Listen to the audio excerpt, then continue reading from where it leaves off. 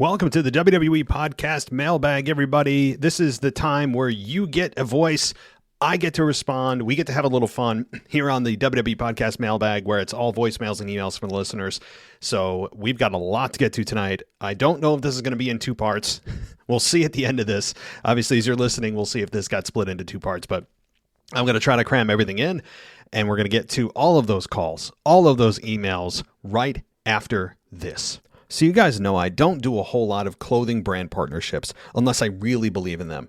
And I found one of those today that I want to share with you because it's really inspiring. It's called Hustle, Grind, Grow. So the website is hustlegrindgrow.com.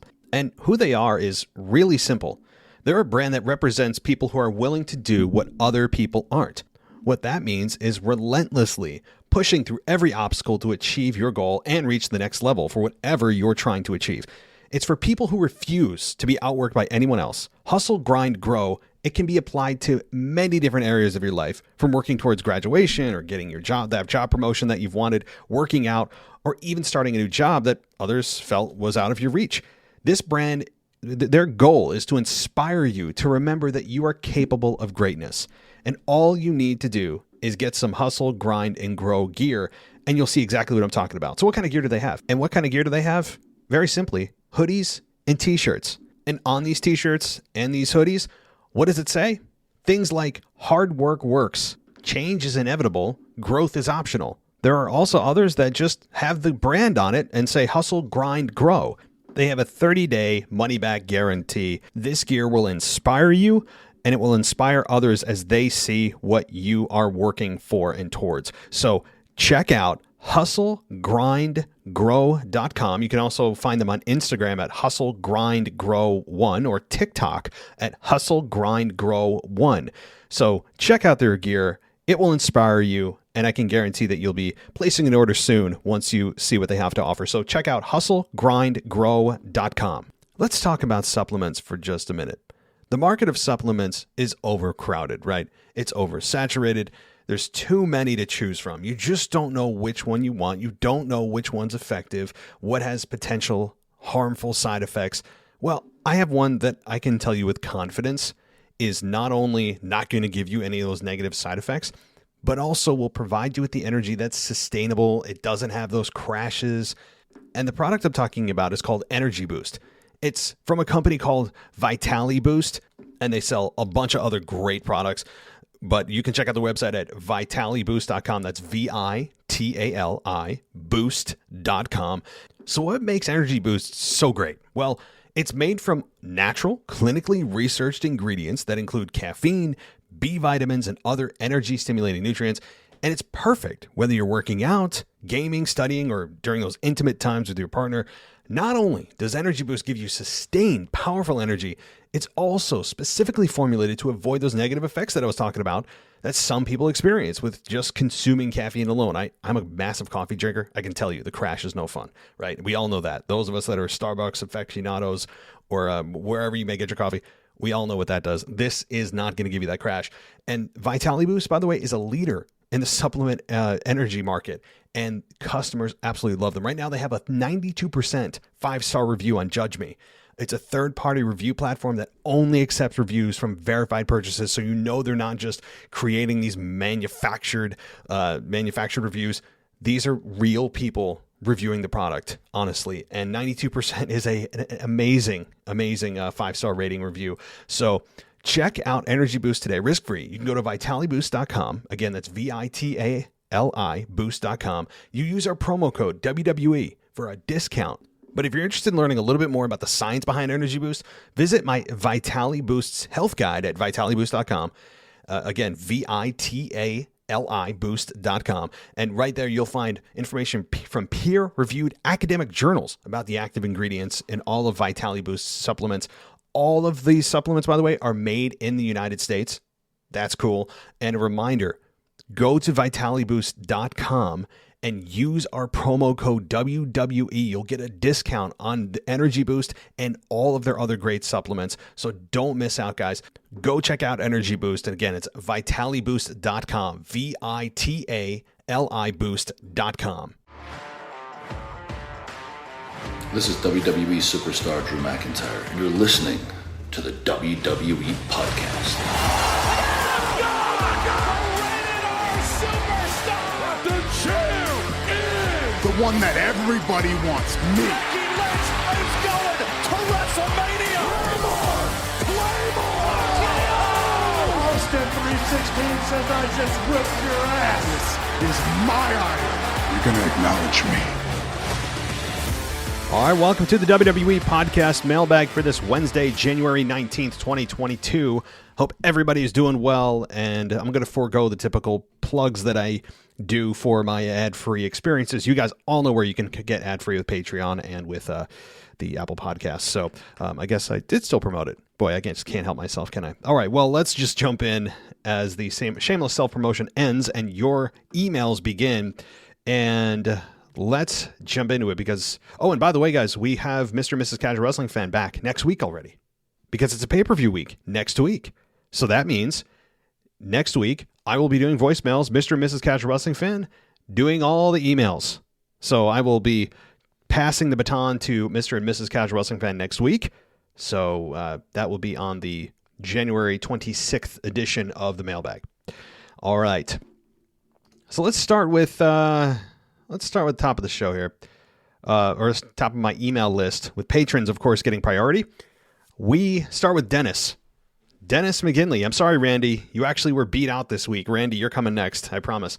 So Dennis McGinley writes us, and he says, "Hey, Matt, about this ever-long storyline with Naomi and Sonya. I think the talking is over and that at the premier live event, the Royal Rumble, attaboy, Dennis, the other GM has to come in the office and says, you're going to have a one-on-one match at the Rumble, but it will be a no-holds-barred match. This is because after all, I'm sick of hearing about them talking and doing things. Then I hear you talking. So I say it goes down at the Rumble, and that's the bottom line. I'd like to hear your thoughts on this, if the Rumble match is set, or or does WWE somehow take it further? I know it's going to take. I know it's gone too long in my book. Yeah, Dennis, it's gone too long. I defended it. I defended it vehemently and viciously for many weeks and really months, when many of you were already tapped out and said, "I'm done with this. Let's just get to the match." I mean, look, they've gone this far. I could see them actually going all the way to WrestleMania, as Sonya continues, or rather Naomi continues, to just sit back and accept the punishment that she's given and not decide to go, to Vince or to board of directors or whatever. And she just takes what she's given and backs down, and she had the opportunity this week to haul off and beat the holy hell out of Sonya as she took her jacket off, and she didn't. They made Naomi look stupid and cowardice. But that said, as far as how this is going to go down, I don't see how Adam Pearce is going to be the one to do it, though. It's going to have to come from above. Eventually, Vince, maybe he can take a break from his mumbling and fumbling and subtitle required segments on Raw and SmackDown to just perhaps jump into a storyline that actually needs some help from upper management. This is exactly the opportunity where we could have Vince have his appearance actually mean something and go above and Sonya and have him make an impact to make this match, because I don't think it's coming from Adam Pearce, because Adam Pearce and Sonya Deville are on the same wavelength. They're at the same level of management. You can't have somebody at your same level tell you what to do. They're not your boss. So it has to come from Vince. That's how it's going to have to happen, because there's no other way. No other way. So again, that's why I think it happens. I hope it doesn't go to WrestleMania. It needs to happen at the Rumble, but we'll find out this week. We'll find out this week.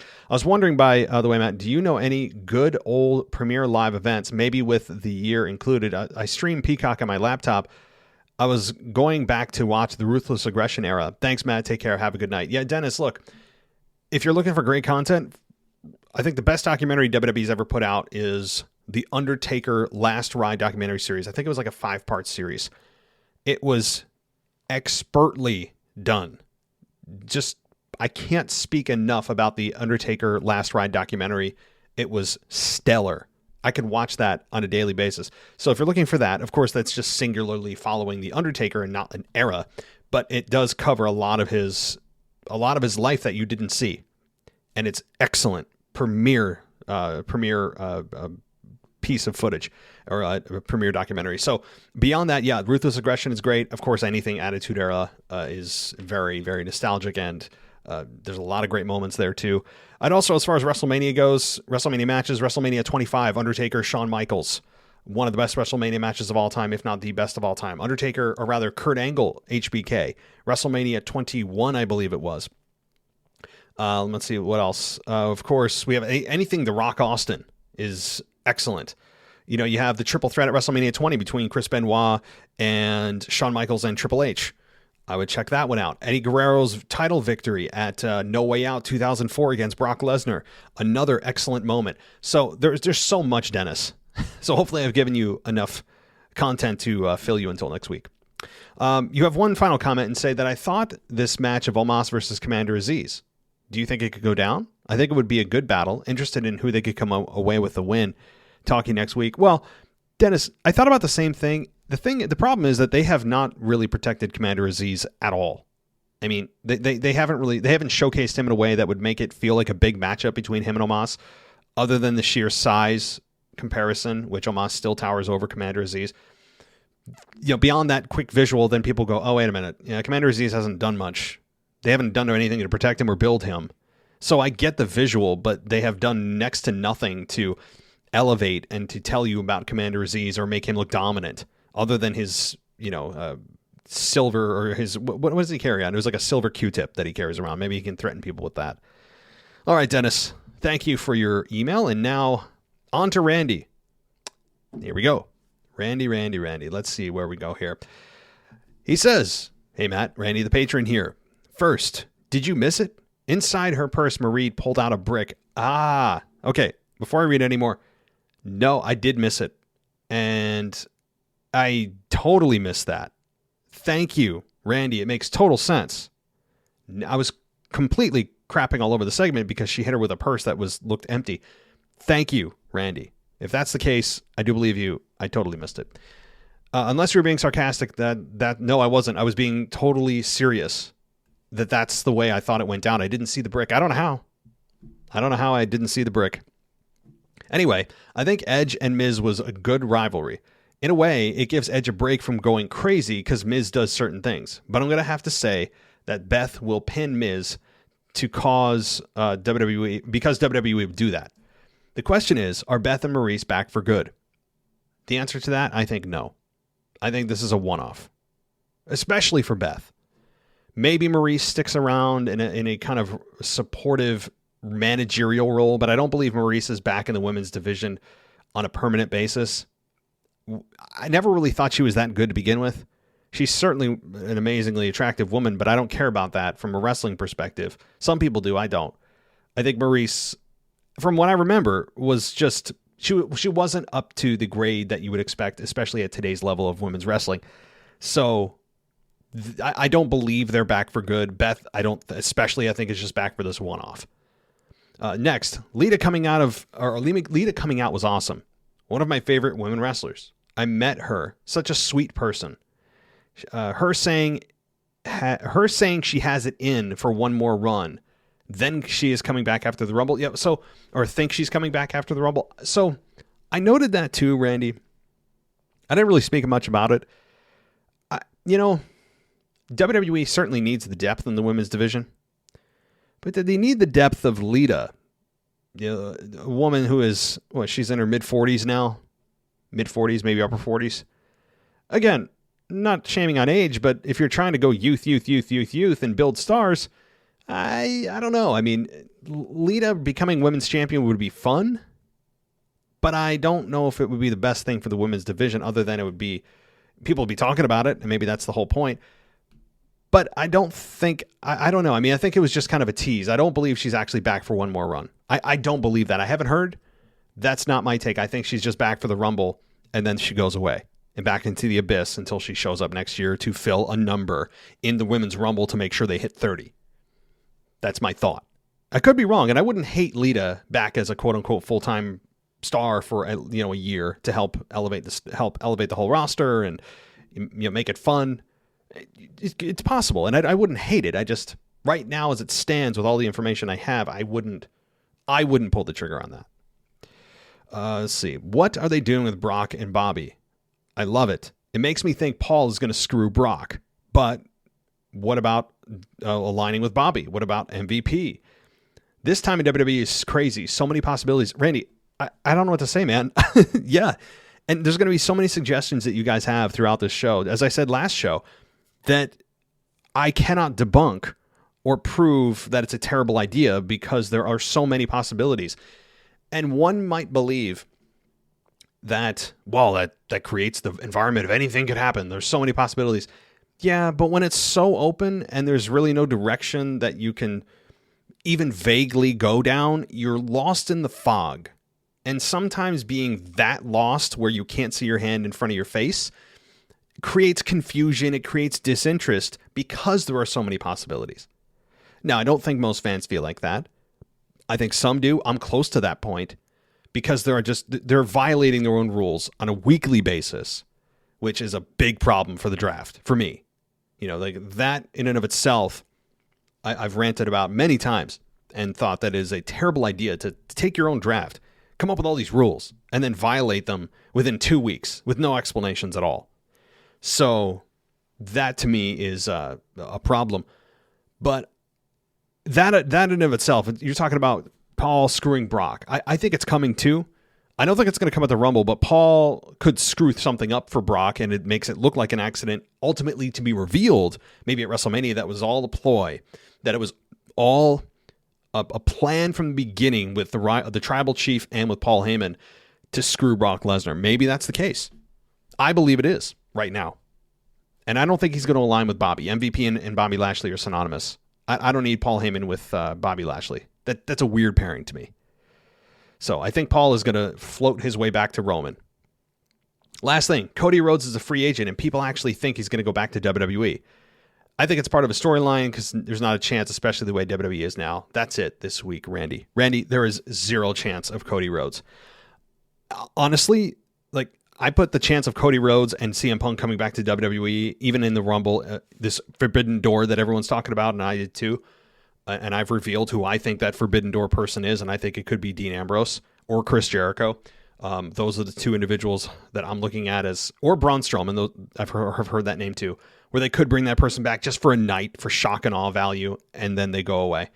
I think Dean Ambrose there's been a lot of hints of Dean Ambrose because they showed a bunch of video packages this past couple weeks with Dean Ambrose in them, talking about the Shield and Seth Rollins and Roman and the match they're having, but they didn't blank out Drew McIntyre. They didn't try to avoid showing Dean Ambrose. But I don't think Cody Rhodes is coming back to WWE. I mean, think about everything he stood for building AEW. It was the alternative. It was the company that was supposed to provide the fans with everything WWE was not. Therefore, Cody Rhodes does not come back to WWE. I think it would look terrible on everything AEW stands for. I think fans would be pissed because I feel like they would feel like Cody's a fraud, and not in a good heel heat way, in a true like human being way that would turn people off AEW. That's how I feel. So, all right, Randy, thank you as always. And let's see here. Oh, what do we have? We've got the G-Man, and I think he's channeling his inner Eric Bischoff here. If I'm correct, I can hear the music in my head. And he says, Matt, I'm back and better than ever. Yep, I got it. It's Rumble season, and I'm so excited as always. It's like Christmas, but more better. Nice. On to business. I'll be predicting my final four for the women's and men's Rumble. On the women side, my final four is Natalya, Lita, Charlotte, and the winner of the 2022 Rumble is Alexa Bliss. On the men's side, the final four is Seth freaking Rollins, Big E, KO, and the winner of the 2022 Men's Royal Rumble is Brock Lesnar. Yikes. Let me stop there. I'm about halfway through your paragraph here. I like Alexa Bliss. I do, because then she can choose Charlotte, who that's her whole journey back to Raw, is dealing with the anger of Charlotte destroying Lily. If she doesn't go back to face Charlotte, I don't know what's happening. I mean, it would make no sense. So Alexa could win the Rumble, or she could find another way to face Charlotte at WrestleMania. I think either way, that is very possible. and very likely. And Alexa Bliss is a hell of a choice, and I can't debunk that. There's a really strong case for Alexa Bliss, no doubt about it. What about Asuka? I think Asuka could be another floater out there, and also Bayley, although I think Bayley is still injured. Bayley, from what I understand, is still a couple of months away. They do expect her to be back in time for WrestleMania season, but right now, in 10 days, just no chance. So those, I think Bayley's going to come back. I hate to pour cold water on it, but I haven't heard anything miraculous happening with her injury recovery. But Brock Lesnar winning the Men's Royal Rumble, boy, I think that could be perceived in a couple of ways in terms of the live crowd reaction. The crowd could love this, and look, if the Final Four is Seth, Big E, KO, and Brock, if that is the Final Four, then I think Brock has a chance at being cheered. But if it's anything else, if there's another babyface in there that the crowd could kind of get behind, and even Kevin Owens is very endearing to the fans, even if he's in a heel role, I think Brock has a chance of getting booed and turning heel. And maybe that's the point. Maybe the whole double turn is actually a process right now. Maybe that's the whole plan, is to do this double turn. Roman turns babyface, Brock slowly on the heels, turning down the heel road. There's been indications of that with Brock disrespecting Bobby, saying, "I don't even know who you are," and just laughing all the time and just being super arrogant. But I'd be very careful if I was WWE. If the goal is to keep Brock Lesnar a babyface and have him win the Rumble, you got to be very, very smart about this. Okay, so now I want to hear all your predictions. To all the voice callers, emailers, patrons, and all the wonderful co-hosts, and to you, Matt, who is going to be your Final Four for the Men's and Women's Rumble? I'm very interested to hear this week on the mailbag. Hashtag GManRumble4. Trend this. Oh, and make this more fun. If anyone gets the women's and men's Final Four exactly right, you will win a free pizza Lunchable when I deliver it, meaning me, to your place. And that, my best friends, is fire. Free Lunchables. Can't wait to hear all your Final Four results. Let's get it. Let's get ready to rumble, baby. And, okay, man, appreciate you reading this. Have a good one, my friend. G-Man, you're putting me on the spot. And I will say I have not given it too much thought. You know why? We haven't heard everyone that's in the Rumble yet. Now, I know they're not going to give you everybody. There's surprise entrants.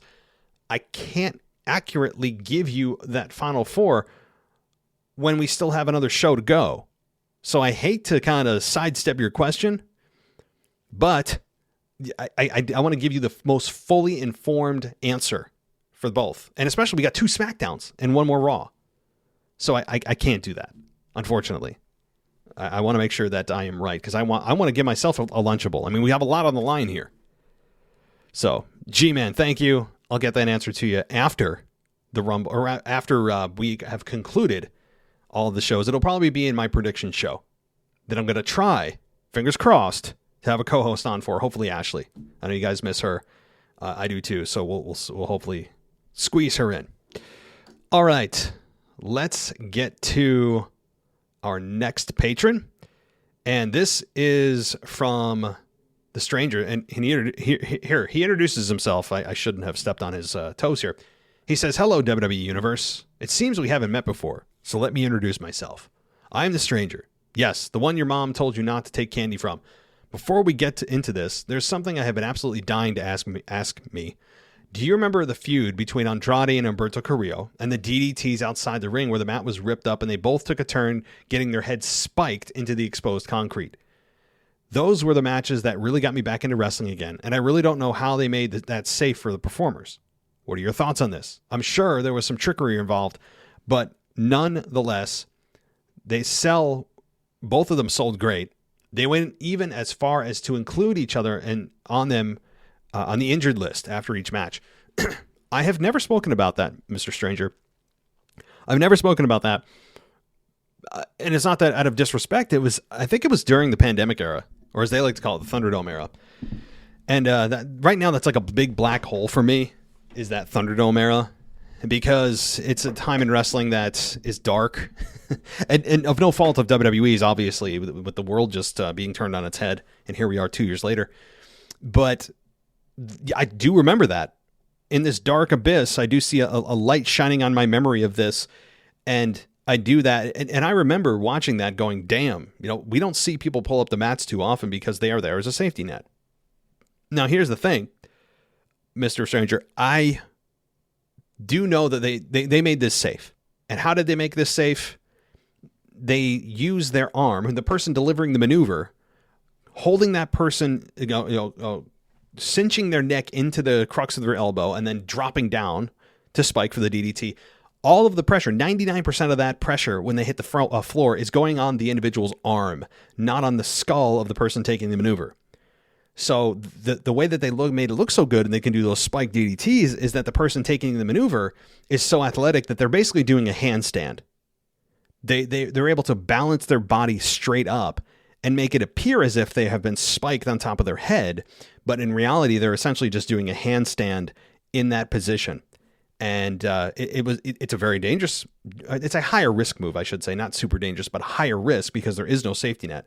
If that person's head does indeed come even within a half inch below the elbow, then that person's head will be spiked into the exposed concrete.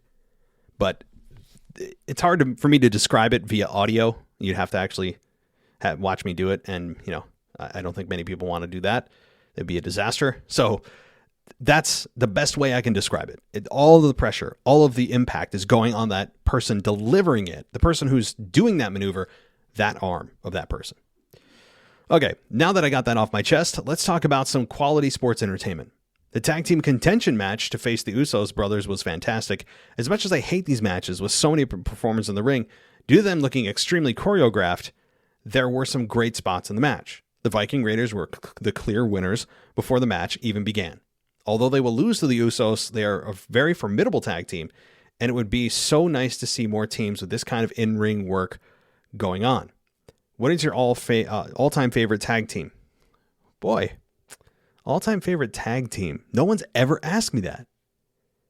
It's hard.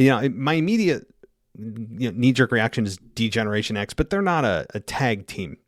I did love Road Dogg and Billy Gunn, the New Age Outlaws. I was a big fan of them. I did love different variations of Evolution when they were a tag team. But if you're talking true tag team, New Age Outlaws were a true tag team. I would also say the Legion of Doom, Animal and Hawk were also up there.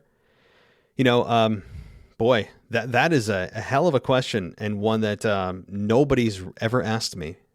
And it's because WWE does not put a lot of time and effort into their tag team division and very rarely make it a priority. So right now I would say, New Age Outlaws, Too Cool. I enjoyed Too Cool as well with Rikishi and Scotty 2 Hotty and was Jerry Lawler's son, or his name is Grandmaster Sexay. So those all, I know that we're talking about like trios, but oftentimes they would pair off and have their own individual team. So there it is. Becky Lynch is doing one hell of a job being a heel, at least for me, because every time I see her or hear her godforsaken voice with that painful accent, I just want to see her face down in a puddle of her own blood. Listen, stranger, you're not very clear about what if you like or don't like Becky. I think you need to use a little bit more plain language. You're kind of dancing around what you really feel about Becky. Good stuff. We finally see RK Bro drop the title last week. Although there were some redemption this week, I have a bad feeling creative plans on dragging this out for a week or two more. I missed a week and my hopes for Raw 2022 seem to be all tied up. The only thing missing is the chloroform. How do you feel about our new Raw tag team champs? Well, I don't think I've ever had somebody mention the word chloroform on my show. But as far as our new Raw tag team champions, honestly, I enjoy it. RK Bro has had a really nice run, a run that I don't think anybody saw coming when this team originally formed. They had chemistry. It was one of those just turn the camera on and things click in a way that was not expected. And they sold a lot of merchandise. They continue to sell a lot of merchandise, and they're not broken up yet, but I believe they are very close. But as far as our new tag team champions with the Alpha Academy, with Chad Gable and Otis, I think it's fun. I think this is a team that has chemistry as well. they're real life best friends. That really helps on screen because they truly enjoy each other's company. They feel comfortable with one another on screen. And you have the kind of the big, huge, burly guy, and you have the guy the smaller guy that runs his mouth. So like that's always a fun dynamic. And they both can, especially Chad Gable, can wrestle his ass off. And Otis is a guy that they've been protecting pretty damn well over the last several months. So I really enjoy this, and they have, to me, hopefully a long run in them. I must add, Vince's selfie. Oh, wait a minute. Before I continue, your 2022 comment made me think about if you guys are into video games and Raw 2K22, there's going to be a ton of news coming out tomorrow from 2K22. It's going to be a massive info release day. It's not being released until March. The game isn't being released till March. But if you're into that kind of stuff, go follow WWE 2K22. They have an official Twitter account, and they said tomorrow, January 20th, which by the time you're listening to this will probably be today, or in the past, there's a ton of information being released. A ton. So I'm big into that too. So, okay, I must add, Vince's selfie threat made me have some pleasant flashbacks to my glory days. Well, this feels long enough, something that the man in the booth should feel from time to time. That's all I have for today. And now that we've met, you should all know the next time you look over your shoulder while you're in the store, walking to your mailbox, or just waiting for the light to change, because you feel as if someone's watching you, just know that I am. See you soon. Well, yeah, I mean, with a name like Stranger, certainly we would expect nothing less. If you got that feeling that someone's looking at you, watching you, you just have that sixth sense. Yep, it's true. The stranger's watching. Awesome. All right. Thank you, sir. And let's get to our next patron. This one comes from Tommy, and he says to us, "Thanks for reading this. The Mailbag Show is my favorite, and I'm glad that I get the opportunity to contribute to it. Before I get into it, I want to give a shout out to Kanye Twitty for last week's trash list. I laughed so hard my stomach hurt." Yeah, he attacked me personally. He came after me. He said nobody was safe. Boy, he was right.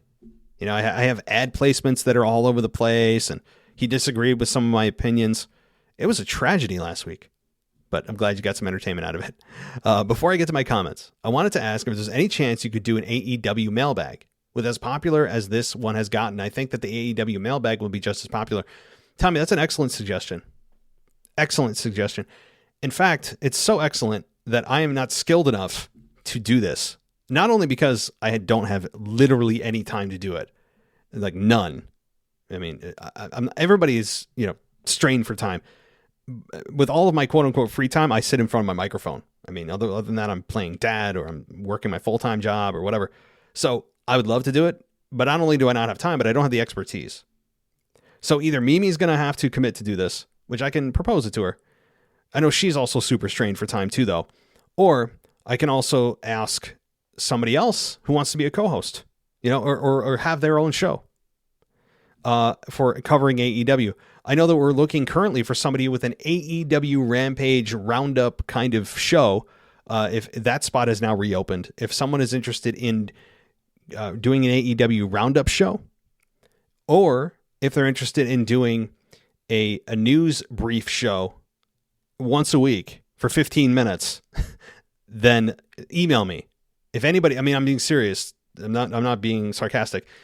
We need two things: AEW roundup and or AEW mailbag. And number two is the news brief host. It's been a revolving door on that one. So again, no disrespect to any of our co-hosts who have done the mailbag or the news brief. It's just life gets us, doesn't it? We're all insanely busy. But those are the two things that are open, and a great suggestion, Tommy. Okay, I will keep it short and only make one comment about SmackDown and one about Raw. My SmackDown highlight for the week was Sami Zayn's segment. Like a true heel, he peed me off by not going over that ramp. He is such a good character, and I'm looking forward to him winning the IC belt and making it relevant again. Tommy, absolutely. Sami Zayn is one of the more underutilized talents. Now you may say, he gets a bunch of mic time. Yeah, but in kind of, he's portrayed as this joke of a heel, never as a serious heel. So I think while they're giving him mic time and they recognize that he's good on the mic, they're not positioning him in a way that is serious enough to ever become like world champion, at least right now. So, yeah, but I'm looking forward to him making it relevant again too. And it's not a slight on Shinsuke. It's a big knock on creative and Vince. It's a damn shame of what they've done with the IC belt. It's a criminal. I mean, there should be like charges filed. Okay. My Raw highlight is more of a question for you in a possible scenario that I'm thinking might happen. With the way that they've built up Omos, what do you think are the chances of him winning the Rumble? Here's what I think might happen. And this is what you're saying, not me. Omos wins the Rumble and Bobby Lashley takes the title off Brock. I think they have been slowly turning Bobby babyface, and that will set up a babyface Bobby against the heel Omos for WrestleMania. What are your thoughts on this? Thanks again for the great show, Tommy. I don't think Omos wins. He'll have a hell of a showing. He'll make a lot of noise. He'll have some cool moments, maybe a face-to-face with Brock, but he doesn't win. Why? He's not ready. He's not ready on the microphone or in the ring. He's got the presence. He's got the it factor. He's a big man, but he's not ready yet. To me, it would be really doing him a disservice. And the fans, I don't think the fans would necessarily accept it either, because they have their eyes set on other individuals that could win. But he's going to make a lot of noise. And as far as Omos, or rather Lashley taking the belt off Brock, there's a strong possibility there. In fact, there's a stronger possibility of Lashley taking the title off Brock than Omos winning the Rumble, I believe. And I do also believe that they've been slowly turning Bobby babyface over the last several weeks. They really have. And much more so than Brock Lesnar, who has, I think, gone the other opposite way, which this could be a whole double turn slowly in the making, as I alluded to several minutes ago. But I don't want Bobby versus Omos for WrestleMania. I shouldn't say I don't want it. I would accept it. If number one, Omos shouldn't win the Rumble. If they're going to do it, have Omos go the other way. Find a way, go through a tournament or something and face Bobby Lashley against Omos. But they could do Bobby Lashley versus Omos at WrestleMania, not for the championship. Meaning that Omos doesn't win the Rumble and Bobby doesn't win the championship from Brock, and they still could collide at WrestleMania. That'd be fun. I'm all for that match if the title's not on the line. Thanks, Tommy. Okay. All right. You know what I'm going to do? Since I'm so generous, and those of you that are on Patreon and or Apple Podcast ad-free subscription or feed, I'm going to take a quick break for the sponsor of the show. But those of you that are on Patreon and the Apple Podcast subscription, you don't even know that this is going to happen. But we're going to take a quick break for the sponsors of today's episode, and then we're going to be back with more patrons, including, yes, DJ Kuzmo, who will be back on the other side of this. Stay right here. Let's talk about supplements for just a minute. The market of supplements is overcrowded, right? It's oversaturated. There's too many to choose from. You just don't know which one you want. You don't know which one's effective, what has potential harmful side effects. Well, I have one that I can tell you with confidence is not only not going to give you any of those negative side effects, but also will provide you with the energy that's sustainable. It doesn't have those crashes. And the product I'm talking about is called Energy Boost. It's from a company called Vitali Boost, and they sell a bunch of other great products. But you can check out the website at vitaliboost.com. That's VITALI boost.com. So what makes Energy Boost so great? Well, it's made from natural, clinically researched ingredients that include caffeine, B vitamins, and other energy-stimulating nutrients. And it's perfect whether you're working out, gaming, studying, or during those intimate times with your partner. Not only does Energy Boost give you sustained, powerful energy, it's also specifically formulated to avoid those negative effects that I was talking about that some people experience with just consuming caffeine alone. I'm a massive coffee drinker. I can tell you the crash is no fun, right? We all know that. Those of us that are Starbucks aficionados or wherever you may get your coffee, we all know what that does. This is not going to give you that crash. And Vitali Boost, by the way, is a leader in the supplement energy market, and customers absolutely love them. Right now, they have a 92% 5-star review on Judge Me. It's a third-party review platform that only accepts reviews from verified purchases, so you know they're not just creating these manufactured reviews. These are real people reviewing the product, honestly. And 92% is an amazing 5-star rating review. So check out Energy Boost today, risk-free. You can go to vitaliboost.com. Again, that's VITALI boost.com. You use our promo code WWE for a discount. But if you're interested in learning a little bit more about the science behind Energy Boost, visit my Vitali Boost's health guide at vitaliboost.com. Again, VITALI boost.com. And right there, you'll find information from peer-reviewed academic journals about the active ingredients in all of Vitali Boost supplements. All of these supplements, by the way, are made in the United States. That's cool. And a reminder, go to vitaliboost.com and use our promo code WWE. You'll get a discount on the Energy Boost and all of their other great supplements. So don't miss out, guys. Go check out Energy Boost. And again, it's vitaliboost.com, VITALI boost.com. So you guys know I don't do a whole lot of clothing brand partnerships unless I really believe in them. And I found one of those today that I want to share with you because it's really inspiring. It's called Hustle, Grind, Grow. So the website is hustlegrindgrow.com. And who they are is really simple. They're a brand that represents people who are willing to do what other people aren't. What that means is relentlessly pushing through every obstacle to achieve your goal and reach the next level for whatever you're trying to achieve. It's for people who refuse to be outworked by anyone else. Hustle, Grind, Grow. It can be applied to many different areas of your life, from working towards graduation or getting your job, that job promotion that you've wanted, working out, or even starting a new job that others felt was out of your reach. This brand, their goal is to inspire you to remember that you are capable of greatness. And all you need to do is get some Hustle, Grind, and Grow gear, and you'll see exactly what I'm talking about. So what kind of gear do they have? And what kind of gear do they have? Very simply, hoodies and t-shirts. And on these t-shirts and these hoodies, what does it say? Things like hard work works, change is inevitable, growth is optional. There are also others that just have the brand on it and say hustle, grind, grow. They have a 30-day money-back guarantee. This gear will inspire you, and it will inspire others as they see what you are working for and towards. So check out hustlegrindgrow.com. You can also find them on Instagram at hustlegrindgrow1 or TikTok at hustlegrindgrow1.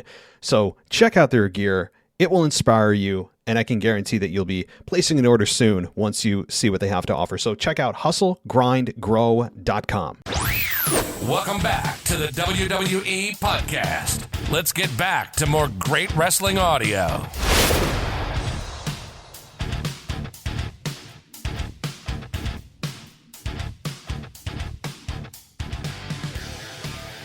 Let's continue on the mailbag here in the WWE Podcast. Or, again, to quote Michael Cole, the WWE Podcast. I don't know why he needs to pronounce it so just emotively. WWE. WW. I don't know. Just WW. Anyway, every once in a while that annoys me.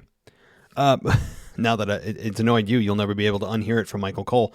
Sorry. Let's continue. Let's get to, before DJ, of course, we do have one other person. Alex from the Patreon page does write in and says, "Hello, Alex the French guy here. I would like to stress a point that is concerning me. What does WWE need to be better in? As of right now, I find the shows good, but not super great. I don't know if it's just me. Most of the storylines outside of the main events are forgettable. WWE's strategy is based on building stars, but there's a clear lack of superstars and good storylines to build them. And when some stars have the potential to become main event, they mysteriously are badly booked or released. And WWE knows it. They're capable of building good stars, but why is it that they miss it? Vince is in the business for so long for a reason, so I'm wondering, are we the ones that WWE is trying... We are the ones that are unaware of what WWE is trying to build, or is it doing some mistakes? So, okay, Alex, well, thanks for your work again, and thank you for listening. This is a loaded question, one that I could spend an episode or two on as far as their ability to build stars, why some fail, why some don't. But let me, in the interest of time and so many more emails and voicemails we have to get to, excellent topic, first of all, Alex. Excellent. One that, again, you could build a whole podcast around. not just an episode. So here's my summation of this. It comes down to a few things. Number one, it comes down to WWE's belief that they don't ever want to, and their drive to limit the star power of stars. And that may sound counterintuitive. You would think, why would they want to limit how far a superstar can go, how high they can rise? Why would they want to limit that? Well, it's simple. Because when WWE produces a John Cena or Stone Cold or The Rock or whoever, that's just those big names, while they are good for WWE in the short term, WWE, unfortunately, and when I say unfortunately, from their perspective, they're not able to monetize things that happen for them outside of the company, which transfers a lot of the leverage not to the company, but to the individual. And WWE, trying to protect their brand and their intellectual property of those stars, are unable to do so when they say create their own career in the movies. They go to Hollywood. They have their own TV show. WWE is not able to monetize that once they realize that they don't need to throw their body at the ground every single night to get a paycheck. Now, of course, Miz and Mrs., WWE gets a cut of that because he's still under contract with WWE. I'm talking about when the star gets so big that individual wants to pursue other avenues. The Rock and John Cena are two great examples. And they leave and they go do their own thing. So WWE does not like when they don't have the leverage in negotiations, when they don't have the leverage of something that they created. So while they say that they're trying to build stars, yeah, sure they are. I do believe that. I mean, it'd be totally asinine to believe that they're not trying to create stars.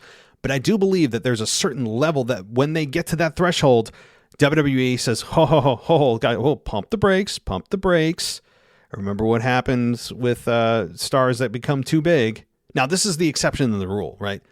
This is not a bad problem to have if you have stars that are so big and have so much household name value, which is very difficult to do, that you have to tell them to cool off. You have to tell creative to actually kind of de-push them.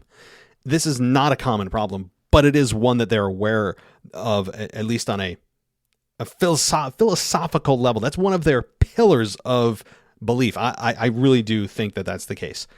Because they lose all negotiating power, all the leverage, like a Brock Lesnar, who, again, great example, not that he went to movies, but he went to another sport and was very successful there.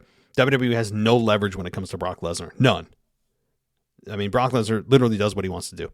So yeah, that's number one. As far as why suddenly they're badly booked or released, it's not that sometimes they want to cap the stars, but maybe they realize that they have gotten, quote unquote, everything out of them that they could. They squeezed all the juice out of that individual, which is what I believe happened to Braun Strowman. One of the more shocking releases this past year was Braun Strowman's release. I think he's a victim of, I think we've got everything out of this big man. Let's go to our next big man. I think that's what they looked at. But your other observation, point 3, about WWE having their storylines, their main event storylines, be the only thing they seemingly focus on and everything else seems forgettable. Well, that's not a recent problem. For decades, WWE has been guilty of this. That a lot of times it feels as if the main event story is the only thing that matters on the show. Everything else is filler. And it really is just there to delay the progress of the main storyline, which is why everyone's tuning in. Now, is that a bad formula to have? I mean, maybe not. Maybe this isn't such a bad thing. When you say they're forgettable, not all of them. There are some side storylines that seemingly stick and sometimes overachieve. But when you have main storylines that are the focal point of why people tune in, that's not a bad thing. Maybe it's actually, in one respect, a good thing that you have one big storyline that the fans are really focused on. Everything else is just kind of a sideshow. The only reason being is because then fans are able to clearly see what the big story is. It's not like a murky swamp where you don't know what's really the most important thing you should be focusing on. It's kind of in the middle. You know, when you have a defined big storyline and you know who your main eventers are, that's not a bad thing. Now, should it be disrespecting everybody else at the same time? No, it shouldn't be. Of course, you should try to build stars along the way. But when your main drive and driver of having people tune in and go to the arena are for those big stars and the big storyline, I kind of see the conflict of interest here where WWE is trying to do these other things with these sideshows, but also helping to build the main event. They have a bit of a conflict here because they know how important that storyline is. Like Roman Reigns' storyline on SmackDown. Biggest storyline WWE's produced in many years. And they know it's the biggest storyline they've produced in many years with how long they protected Roman. He's now the longest reigning Universal Champion, beating Brock Lesnar's record of 503 or 504 days, whatever it is. So again, see how loaded this question is, Alex? See how loaded it is? So I'm going to stop myself there. I think I've summarized a little bit, just a taste of this particular problem about WWE's really inability to create stars. You know, I talked about how they like to cap their stars at a certain level. Again, that's a definitely more the exception than the rule. But I think their bigger problem is they just don't know how to produce just decently high level stars. Like they just don't know how to do it. And there's so many things as the reason why that I won't get into, but their bigger problem is not creating mega stars, creating stars, period. They have lost that ability. And there's so many things I think that go into that. But Alex, I'm going to have to step back from that one. That's a crazy good question. Loaded question. No doubt about it. All right. Let's, where do I want to go here? I think, do I have anybody else on? I know DJ, I have you. I know that you are here. So, no, I had something from Miller, but that was on the January 12th. And that was the one that I read last week. So, all right. If I missed anybody else on Patreon besides DJ, shame on me. But, okay. So that said, let's now get to DJ Kuzmo, who is in his DJ booth.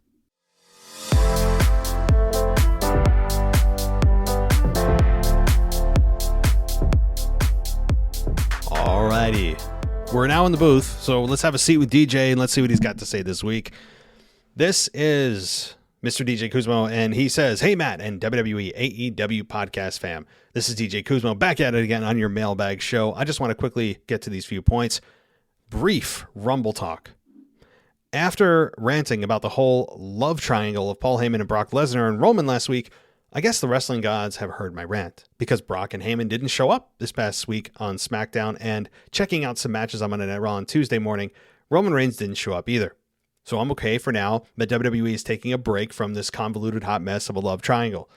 Anyway, with that being said, from watching the video package on this past week's SmackDown of Rollins versus Reigns, and yes, I understand there isn't an explanation as to why Seth showed up on SmackDown, and watching the video package of Brock versus Bobby on Raw that I watched Tuesday, makes me interested in the storyline that is being built up from the past history of the wrestlers. Just like you mentioned on Matt in your Raw review, I'm going to give credit to WWE video production team for creating such an in-depth highlight reel in such a short period of time.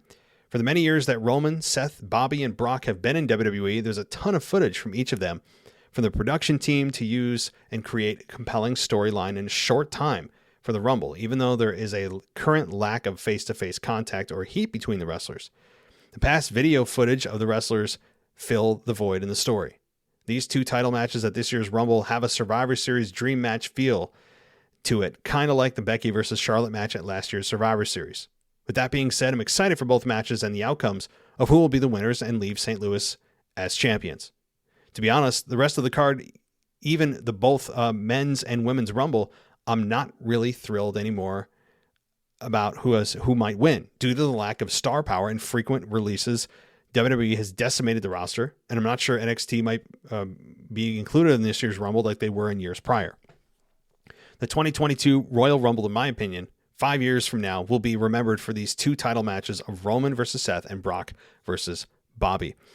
So, yeah, I mean, the WWE video production team, I hope they don't let anyone go there. Like that should be the one place that they just say, hey, we can't let them go, because if WWE didn't do anything, if they never even had a face-to-face between Brock and Bobby, and they just had this video package to go on, I think I'd still be excited. In fact, I'd be more excited, because then we'd have to wait till the pay-per-view to see what they do when they go face-to-face.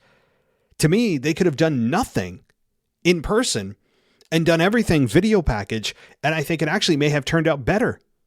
Imagine the anticipation. What do they do What do they say to each other before the match, during the match? What kind of stuff does the camera mic pick up? What's their facial expressions? To me, like, while they'd never do that, to me, it's at least a little bit intriguing to think about. Okay, quick trivia question. Does anyone, including you, Matt, off the top of your head, without Googling, remember what were the title matches for the men and women's Royal Rumble at 21 and 20? I'll give you a few seconds. Okay. I will honestly do this. I'm not going to Google it. Listen, you don't hear anything. Am I typing? See, not typing. The answer is I don't have a clue. That's why I didn't have to Google it. And that's why I put myself to the challenge of just, I don't have a clue, DJ. I really don't. I was trying to think about it last year. They had the Women's Rumble winner of Bianca Belair, and she eventually went to face Sasha. So I'd imagine Sasha versus Charlotte was the women for last year. And that's all I can think about. So, okay, let's see what you say in your next sentence. You'd like to know who off the top of my head, know who won the men's Royal Rumble winner in 2020 and the women's, and it's the same for 2021. Okay, admittedly, DJ, I read ahead because my eyes just scroll ahead, so I can't do this honestly. It's hard in an email to do it because my brain reads ahead. Therefore, I can't honestly do it, but I guess I'll pose that for everybody at home, assuming you're home or at work. But who won the Royal Rumble winner in 2020? Men, Drew McIntyre. For the women, Charlotte Flair. For 2021, Edge. And 2021 for the women, Bianca Belair. Well, so, I will say that this it's actually difficult, right? It's actually kind of crazy. Right? Like, it's pretty crazy that we have these close in time frame in terms of like the long term. We don't know, and I didn't know. If I didn't look at this, I probably would have gotten a couple of these wrong. And it was only just last year. So your point is, DJ, that many of us have remembered the winners of the Rumble for 2021, but outside of the Roman Reigns and Kevin Owens last man standing match, the other matches were pretty forgettable. Nothing memorable that I could point out from those other matches. I normally don't talk about this, but this will be a first. Yeah. All right. Well, let's go to that and talk about the 24/7 title future. No long essay on this one, folks. However, my opinion or my question is, Matt and everyone, do you think that Vince and creative is testing the idea of having a mid-card women's title? I've arrived at this question from the fact that Dana Brooke is currently 24/7 champion, and it seems that no male wrestling opponent in catering wants to pin her. But hold up, wait a minute. And now you have Tamina in the 24/7 title chase trying to pin Dana Brooke with the help of R-Truth and Tozawa. So something's got to give, and someone's got to pin Dana Brooke. Anyway, okay, so before I continue, someone's got to pin her, and if it's going to be a man, I mean, I know that they don't ever do man-on-woman violence, but a roll-up from behind is fine, so they can transfer it back. I mean, that's not a problem, but I hope they don't. I hope they don't, because they can't even manage the women's championships on both shows now, and they don't even have a tag team division for the tag team championships. Adding another title would just exacerbate the problem. So until they have a depth, the roster gets deep enough where the Raw tag team title, or rather the women's tag team titles, and the two top championships of the women on each brand are well stacked and really well done, rotating on a rotating schedule or giving new people an opportunity or whatever, then I don't want another title into the picture that's just going to create the problem on a larger scale. Like the answer I hope is no. Okay. Then you have the women's gauntlet style match. No, I'm sorry. You say, anyway, my approach to this is first and foremost, get rid of the women's tag team titles and 24/7 title. Then you have a women's gauntlet style match, and the winner receives the newly minted women's mid-card belt from Sonya Deville. That same title can be used on both Raw and SmackDown, and all the former 24/7 title chasers, not including R-Truth and Reggie, can get sent down to NXT 2.0 for more in-ring work and character development. I mean, again, I'm opposed to adding more belts. They can't even manage the ones they have now correctly. I mean, hell, when Asuka was Raw Women's Champion, they forgot her for 6 months. Seriously. So, I don't trust them to add more championships. I think it would make the division even more diluted. Okay, the SmackDown Women's title picture. Here are two scenarios. Charlotte Flair remains the champion until WrestleMania and drops the title to the babyface winner of the Women's Royal Rumble. Charlotte takes time off and gets married. The babyface winner defends the title for 6 to 7 months until late October and loses the title to a returning Charlotte to close off 2022. Solid. Number 2. Charlotte Flair wins the Rumble and decides that her opponent for WrestleMania is Lita, but Lita doesn't want to wait for her title opportunity at WrestleMania and wants her title opportunity against Charlotte at the Saudi Arabia show in February. Charlotte defeats Lita at the Saudi show, and after the match, we get a returning Sasha Banks giving Charlotte the backstabber and points to the WrestleMania sign. Then at WrestleMania, Charlotte defeats Sasha to retain the title, and they go on to continue their feud at 2 more Premier Live events. Then Bayley returns at the Premier Live event before Money in the Bank for a face-off with Charlotte. Bayley goes on to face Charlotte at both Money in the Bank and SummerSlam. Charlotte retains at Money in the Bank and SummerSlam against Bayley. After the match, the winner of the Women's Money in the Bank, Naomi, cashes in her briefcase. Then the match begins, but Naomi pins Charlotte with a newly created submission move to force her to tap out and becomes the new SmackDown Women's Champion at SummerSlam. Wow. DJ, you have Charlotte going all the way until next year's SummerSlam as champion. That's aggressive. I don't hate it, but that's aggressive, and you'd piss off a lot of fans. Maybe that's the point. But here's the thing. I don't think Bayley's going to return that late. I think she'll be in time for WrestleMania, honestly. And I think Charlotte loses at WrestleMania. Probably to a returning Bayley. Or to Alexa Bliss. She's got a lot of beef with Alexa Bliss. Okay, the Raw Women's title picture. Final segment here. Number 1, Becky remains champion until WrestleMania, where she drops the belt to Bianca. Bianca remains the champion until late October and swaps the title belts with Naomi during the draft. Becky goes on to WrestleMania to face Charlotte one-on-one in a winner-take-all title match. Becky wins and both retain the SmackDown Women's title and the Raw Women's title by hook or by crook. She goes on to face Sasha and Bianca in a triple threat at SummerSlam, and the winner gets to pick the title of her choosing. Bianca wins the match and chooses the SmackDown Women's title to win back the title she lost in 26 seconds in 2021 at the same Premier Live event. Bianca gets drafted to SmackDown while Sasha gets drafted to Raw, and Becky remains Raw Women's Champion. The end, or maybe not. Best regards, peace. P.S. Voice recording attached, yes, and the return of Veer Mahan's vignette. Thoughts on Mustafa Ali and Damian Priest? Yeah, I'll get to that in a few moments, DJ. A few minutes, actually. We still got a few more emails to get through, no doubt.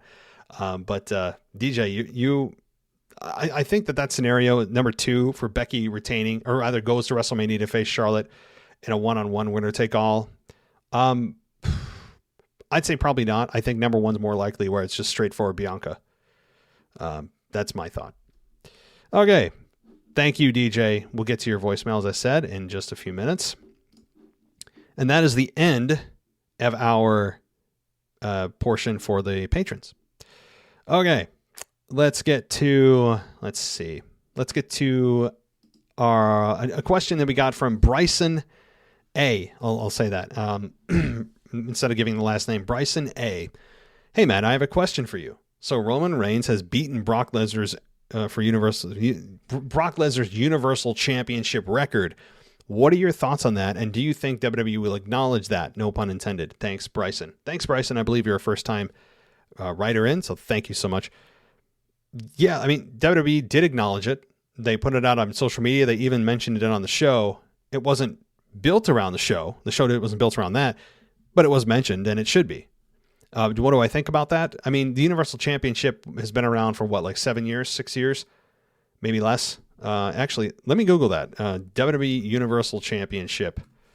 And it was SummerSlam 2016. I mean, I knew who the first one is. We all do, with Finn Balor being injured famously for that during that match. So 6 years nearly. And so a championship that has 6 years of lineage versus one that has decades and decades and decades and decades, like the WWE Championship. It's not a crazy thing to have Roman Reigns achieve that, given that the title's only been in existence for 6 years versus many, many decades of the WWE Championship. But it's still a long title reign by today's standards. It really is.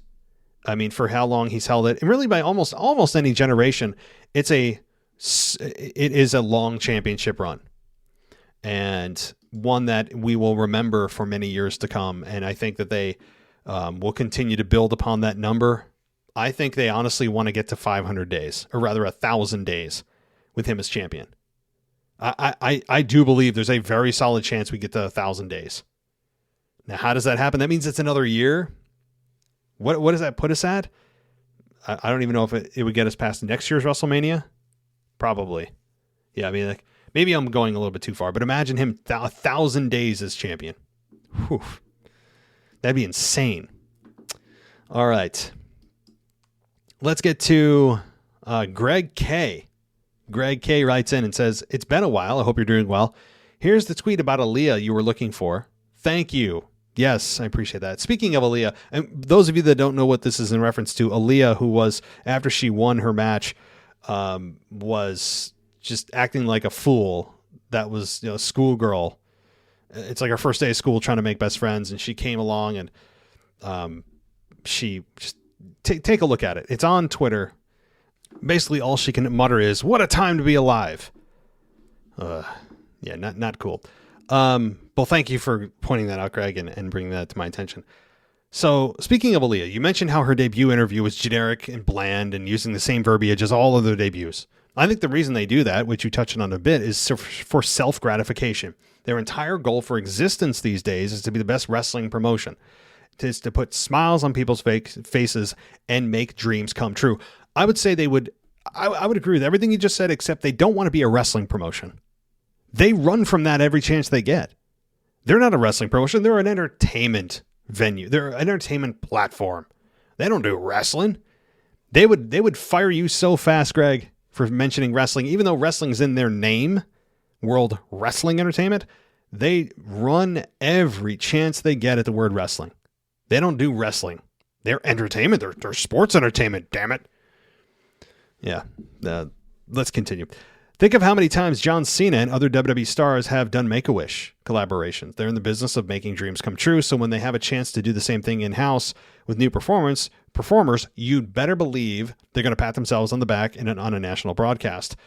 By having their new wrestlers do this, they give their show, they tell the world how great they are because they made this person's dream of performing in WWE come true. It's a full circle self-promotion for WWE, plain and simple. Note, I'm not looking for this to be on the mailbag. I don't listen to the show, but I just wanted to Greg, guess what? Surprise. It's on the mailbag. You didn't say, I would have deleted everything I just said if you said you don't want it to be, but you're not looking for it to be. So, Greg, it's still an excellent point to bring up, and I decided to put it on the mailbag anyway. So, Greg, I really appreciate your contributions, and it's exactly right. I mean, they exist to self-promote. They're a for-profit organization, so I understand the incentive there, and that's what they should be striving for, is to make money. Otherwise, they won't exist to pay for expenses and to just make a profit because they like money. But their incessant need of transparently using their stars to say these constant promotions of just like, it's a dream to be here. Is it really a dream to be in a place that you don't feel safe with your job on a day-to-day basis? Is that really a dream to be working in that environment? Really?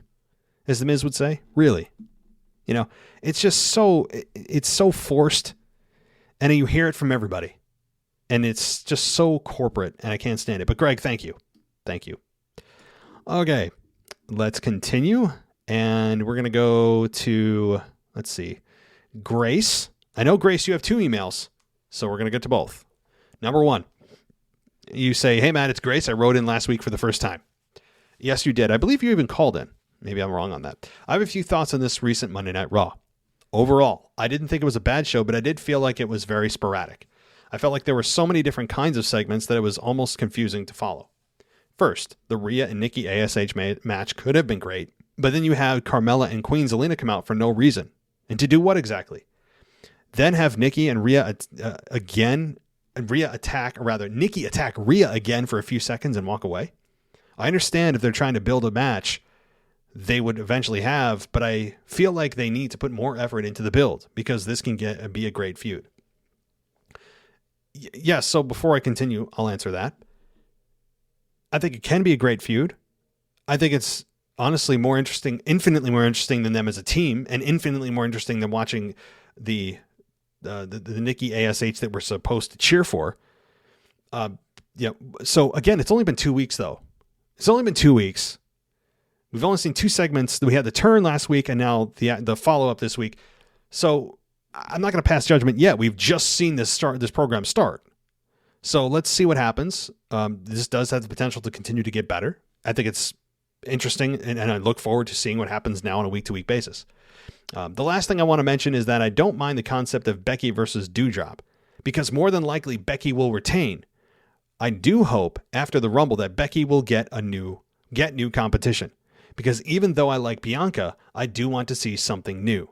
Possibly Becky versus Alexa, Becky versus Rhea, or my very wishful thinking of Becky versus Paige. I have high hopes of her returning at the Rumble. Anyway, let me know what you think. Until next week, Grace. Okay, Grace, thank you. Again, we'll get to your second email in a moment. But yeah, Becky versus Paige would be a lot of fun. There have been so many rumors floating around about Paige returning. I think there's a lot of credibility in that. I think that there is a solid chance of that. Now, if it doesn't happen, everyone's going to be disappointed, but Paige coming back would be a big deal. Big deal. And I think there's some validity to that. So thank you, Grace. And let's continue to, hold on, I'm finding it. Your second email. Here it is. I just finished your weekend review with Brad. I heard him bring up the point to Becky going to SmackDown because of Seth, and I've actually been wanting her to head back there since she swapped the SmackDown title with the Raw title to Charlotte. I think that once the Raw title is taken from her, I think that will happen sooner than we think, and she's humbled a little bit. She heads to SmackDown where she eventually turns into a babyface again, meaning the 2017 to early 2018 SmackDown, Becky was a badass. So I think it'd be really smart to have her turn babyface on SmackDown where she originated her OG babyface persona. I don't hate this, Grace, and WWE certainly needs help on the babyface side of things. But I think that they feel that, taking Becky to SmackDown, number one, that would put her right back in the kind of pool of candidates that she just worked with. And also you have Becky Lynch firmly established as a Raw superstar now. To put her on SmackDown just a few months removed from the draft, I don't think it would help WWE's goodwill that they've built with this draft. Now, I know they violate their rules on a weekly basis, so there is that. But having Becky go to SmackDown, I don't know if I'd really necessarily want that. I guess I'm trying to decide, do you want Charlotte to then go to Raw? Is that your argument? Because if you're trying to have them swap, it's a little bit more palatable, because then you're essentially doing a 1-for-1 trade. But if you're not, then SmackDown, I think, or Raw would lose out big time having Becky go to SmackDown and then, nothing in return. But both are champions, so you can't have both champions on the same show. I guess my whole point is that I think Raw right now is doing well with Becky. I know you want to see her turn back to babyface, and she was a badass in 2017-18, but it's all about evolution.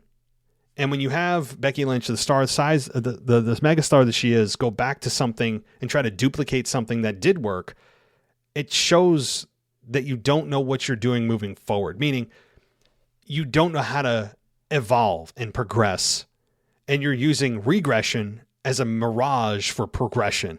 Like you're taking from something from the past that worked, trying to repackage it as something new, even though it's something that you just did a few years ago, and it's really not anything new. So, Grace, I don't hate the idea. I just don't think WWE would do it. I don't think they're ready to turn Becky Lynch babyface. I don't think they're there yet. I think more like SummerSlam, where Becky seems to turn, although Becky seems to turn heel at SummerSlam like every time. So, all right. Thank you, Grace. I appreciate your both contributions this week. Whew, my voice is getting a little bit rough around the edges here. Okay, let's go to Jim from PA. He writes in and says, so Roman versus Seth at the Rumble. Brock versus Bobby. Well, I see the Seth winning the title and taking it to Raw, and Brock retaining, but he will lose it at the Elimination Chamber in February. Do you think Naomi will get the number one contender spot and face Charlotte at the Rumble, or will it take place on SmackDown? That's all for now. Okay.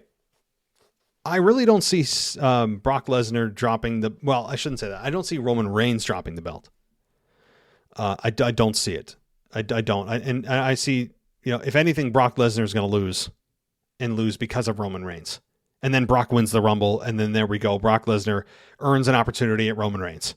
So Brock loses at the Rumble, loses his belt, but then later in the night enters the Rumble like number 30, clears house, wins the match, and good night the lights. That's if you're going to put me on the spot right now, gun to my head, that's my prediction. But things could change. Yeah, I mean, the Elimination Chamber, don't get ahead of yourself. Be careful, because WWE may be rebranding the Elimination Chamber to the WrestleMania Chamber. Careful. I'm not lying about that. Go look it up. They're considering changing the name. So everything will be eventually WrestleMania. I mean, we're going to have WrestleMania. We already have WrestleMania Backlash. We have WrestleMania Night 1, WrestleMania Night 2. We have the WrestleMania just general tour that they do for live events. Now we're going to have the WrestleMania Chamber. Pretty soon it'll be the WrestleMania Royal Rumble, the WrestleMania SummerSlam. I mean, hey, it's just it's the WrestleMania Money in the Bank ladder match at this point. I mean, it's insane. They are just completely exposing or exploiting the WrestleMania name. Boy. So as far as Naomi, will she get the number one contender spot to face Charlotte at the Rumble, or will it take place on SmackDown? No, it's not going to happen, Jim. You know why? Because Naomi, or rather Sonya Deville, is going to screw her out of it this week again. And Naomi will get all mad and angry and get up in her face and then accuse her of screwing her again. You're doing this on purpose. Well, it's like, yeah, okay, well, Naomi, you've been saying this for like 5 months, literally. Are you going to actually attack her? Are you going to go to, Vince or the board of directors? Are you? What's your plan here, other than just going backstage every week and getting in Naomi's Sonya Deville's face, ultimately to do nothing? So the answer is no. She will not win that match because of Sonya Deville. Or if she wins it, I could see Sonya Deville, not Naomi, Sonya Deville screwing Naomi in the match. It's the championship match between her and Charlotte. Either way, Naomi's going nowhere because Sonya Deville's going to screw her over again. Thanks, Jim. Okay, where are we at? How many more emails do we have? Please, not many more. My voice is going to die. All right. We have one more. We have one more email here, and it's from the resident heel, Owen. And he says, I hope I've made it into this episode of the Mailbag, as I'm aware I've emailed later than usual. If I don't make it, then the whole show will suck. So, Matt, to ensure the viewers are happy, I would wait for me every week. Yeah, that's why I waited for you. I mean, you just squeezed it in, and I was sitting here all day refreshing my inbox, saying to myself, if he doesn't email us, we can't have a show. I mean, I would have called it. So thank God, Owen, you are here. So this week was interesting in wrestling. Enjoyable, yes. Slightly odd, yes. But overall, pretty good. Matt, I must say, you really have loosened up a little about the whole brand split. You have to loosen up about the brand split. I know it makes no sense to you and your monkey brain, but sometimes you have to just accept things and make it enjoyable. Yes, Seth being on Raw makes a little sense. I think you mean SmackDown, Mr. Resident Heel, because Seth is already on Raw. So did the jokes write themselves on this show, or does just karma come in and swoop in here? Anyway, so to make you happy, I'll tell you exactly why he's there. After the Fatal 5-Way, he went to management to complain that it wasn't fair he had won a title match, that it wasn't fair as he had won a title match and Brock hadn't. He was then gifted the match versus Roman. See, it's called an imagination. Use it. Owen, okay, here's the thing. We're watching wrestling, okay? We're not reading a story with kindergartners, just before snack time, okay? Using your imagination is something that should be done when you're not reading a story. When you're reading a story, the author, the writer, guides you through the story. You shouldn't have to fill in the plot holes, especially large ones. I could see small details of things they don't address that aren't necessary for the story. But when it comes to massive storyline holes, like complete chapters missing from this quote unquote book of pro wrestling, you shouldn't be apologizing for WWE. You're apologizing on behalf of them. You're giving them excuses. I secretly wonder, Owen, if you really are employed by WWE. I really wonder that. I wonder if you are secretly, like you're a spy trying to infiltrate podcasts like this one to try to create logic where there is an absence of logic, right? I do wonder this. So use your imagination. Yeah. Again, if we're reading, Puff the Magic Dragon in kindergarten, sure, imagination is useful then. Okay, something you didn't need to use imagination for, however, was why Beth Phoenix reacted how she did being hit by the bag. It had a brick in it. How you missed that, I'll never know. I say you are taken off the Raw review and replaced by The Miz, who was a credible host. Yeah, Owen, unfortunately, you're late to the party on that because I was called out already. Randy filled in the blanks. I really have no idea how I missed the brick. I don't know. Seriously, I don't know. I was, to be totally fair with everybody, and I'll get destroyed for this. I was in and out of consciousness during Raw. Sleep, I should clarify. I wasn't, in a drunken stupor. Those days are far behind me. I was in and out of consciousness from sleep deprivation. So it's probably that. I'll blame it on that. I'll blame it on my daughter. Okay. I'm sorry, Matt. I've targeted you today, and I'm very sorry. So I'll move on to the man you had on your weekend review. I'm sorry I don't know your name. It's Brad. Not that it matters because you didn't mention mine when I was talking about the Mailbag, which is my show. I am the Mailbag. Without me, this whole ship sinks. Today has been a very negative. I've just released, so I will lighten the mood by saying how I got nostalgic to Wrestling Nostalgia. Because the Wrestling Nostalgia you posted this week was your Resident Heel's first show he listened to from the WWE podcast.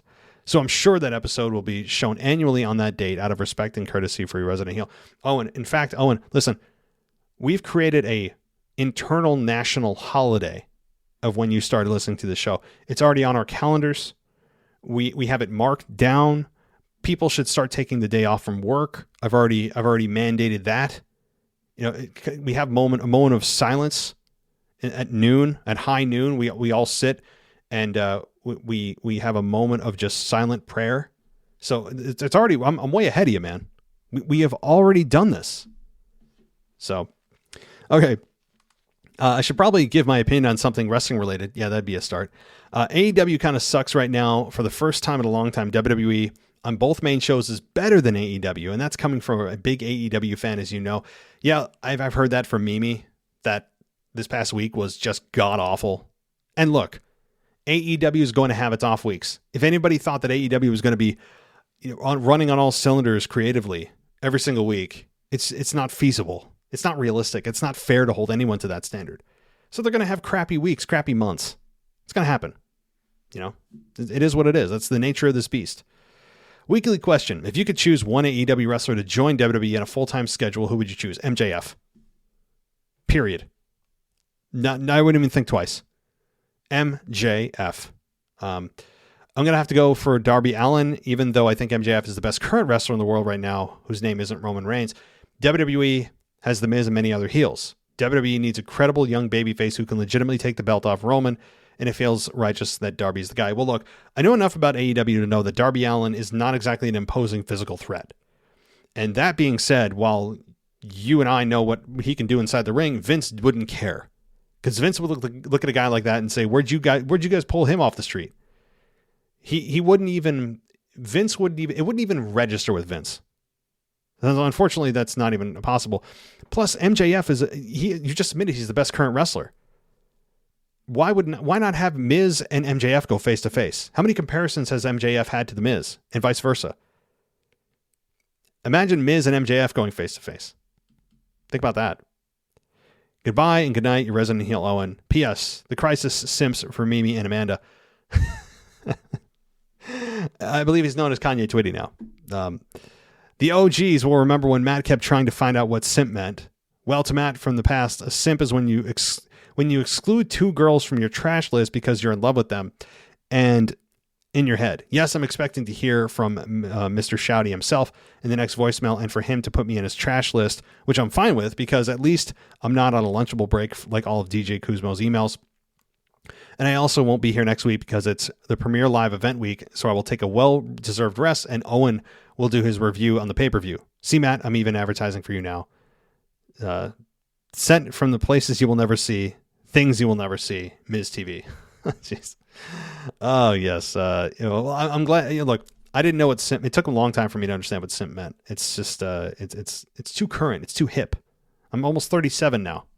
I need to be kept up with what the what everyone says. And lately, I've learned that like sus means suspect. It's very sus. Yeah, I've learned that. Cap means that you're lying. So if anybody has any other current lingo, I rely on TikTok. That's how I get my education now. So that's my very reliable source. And if it's on the internet, it's true. Everyone knows that. So, Owen, thank you for your very spirited and personal attack email. Very much appreciated. All right. And hallelujah. I get to stop talking. I am dying here, and I'm glad that we can take a pause. We're going to take a break for the sponsor of the show. And then we're getting to the voicemails, starting with Mr. DJ Kuzmo. And then we've got Jeff from the Philippines. He's here in the studio. We've got Sharon from Israel and a lot of other great returning listeners. So stay right here. We'll be right back. So you guys know I don't do a whole lot of clothing brand partnerships unless I really believe in them. And I found one of those today that I want to share with you because it's really inspiring. It's called Hustle, Grind, Grow. So the website is hustlegrindgrow.com. And who they are is really simple. They're a brand that represents people who are willing to do what other people aren't. What that means is relentlessly pushing through every obstacle to achieve your goal and reach the next level for whatever you're trying to achieve. It's for people who refuse to be outworked by anyone else. Hustle, Grind, Grow. It can be applied to many different areas of your life, from working towards graduation or getting your job, that job promotion that you've wanted, working out, or even starting a new job that others felt was out of your reach. This brand, their goal is to inspire you to remember that you are capable of greatness. And all you need to do is get some Hustle, Grind, and Grow gear, and you'll see exactly what I'm talking about. So what kind of gear do they have? And what kind of gear do they have? Very simply, hoodies and t-shirts. And on these t-shirts and these hoodies, what does it say? Things like hard work works, change is inevitable, growth is optional. There are also others that just have the brand on it and say hustle, grind, grow. They have a 30-day money-back guarantee. This gear will inspire you, and it will inspire others as they see what you are working for and towards. So check out hustlegrindgrow.com. You can also find them on Instagram at hustlegrindgrow1 or TikTok at hustlegrindgrow1. So check out their gear. It will inspire you, and I can guarantee that you'll be placing an order soon once you see what they have to offer. So check out hustlegrindgrow.com. Let's talk about supplements for just a minute. The market of supplements is overcrowded, right? It's oversaturated. There's too many to choose from. You just don't know which one you want. You don't know which one's effective, what has potential harmful side effects. Well, I have one that I can tell you with confidence is not only not going to give you any of those negative side effects, but also will provide you with the energy that's sustainable. It doesn't have those crashes. And the product I'm talking about is called Energy Boost. It's from a company called Vitali Boost, and they sell a bunch of other great products. But you can check out the website at vitaliboost.com. That's VITALI boost.com. So what makes Energy Boost so great? Well, it's made from natural, clinically researched ingredients that include caffeine, B vitamins, and other energy-stimulating nutrients. And it's perfect whether you're working out, gaming, studying, or during those intimate times with your partner. Not only does Energy Boost give you sustained, powerful energy, it's also specifically formulated to avoid those negative effects that I was talking about that some people experience with just consuming caffeine alone. I'm a massive coffee drinker. I can tell you the crash is no fun, right? We all know that. Those of us that are Starbucks aficionados or wherever you may get your coffee, We all know what that does. This is not going to give you that crash. And Vitality Boost, by the way, is a leader in the supplement energy market, and customers absolutely love them. Right now, they have a 92% 5-star review on Judge Me. It's a third-party review platform that only accepts reviews from verified purchases, so you know they're not just creating these manufactured reviews. These are real people reviewing the product, honestly. And 92% is an amazing 5-star rating review. So check out Energy Boost today, risk-free. You can go to vitaliboost.com. Again, that's VITALI boost.com. You use our promo code WWE for a discount. But if you're interested in learning a little bit more about the science behind Energy Boost, visit my Vitality Boost's health guide at vitaliboost.com. Again, VITALI boost.com. And right there, you'll find information from peer-reviewed academic journals about the active ingredients in all of Vitality Boost's supplements. All of these supplements, by the way, are made in the United States. That's cool. And a reminder, go to vitaliboost.com and use our promo code WWE. You'll get a discount on the Energy Boost and all of their other great supplements. So don't miss out, guys. Go check out Energy Boost. And again, it's vitaliboost.com, VITALI boost.com. Welcome back to the WWE Podcast. Let's get back to more great wrestling audio.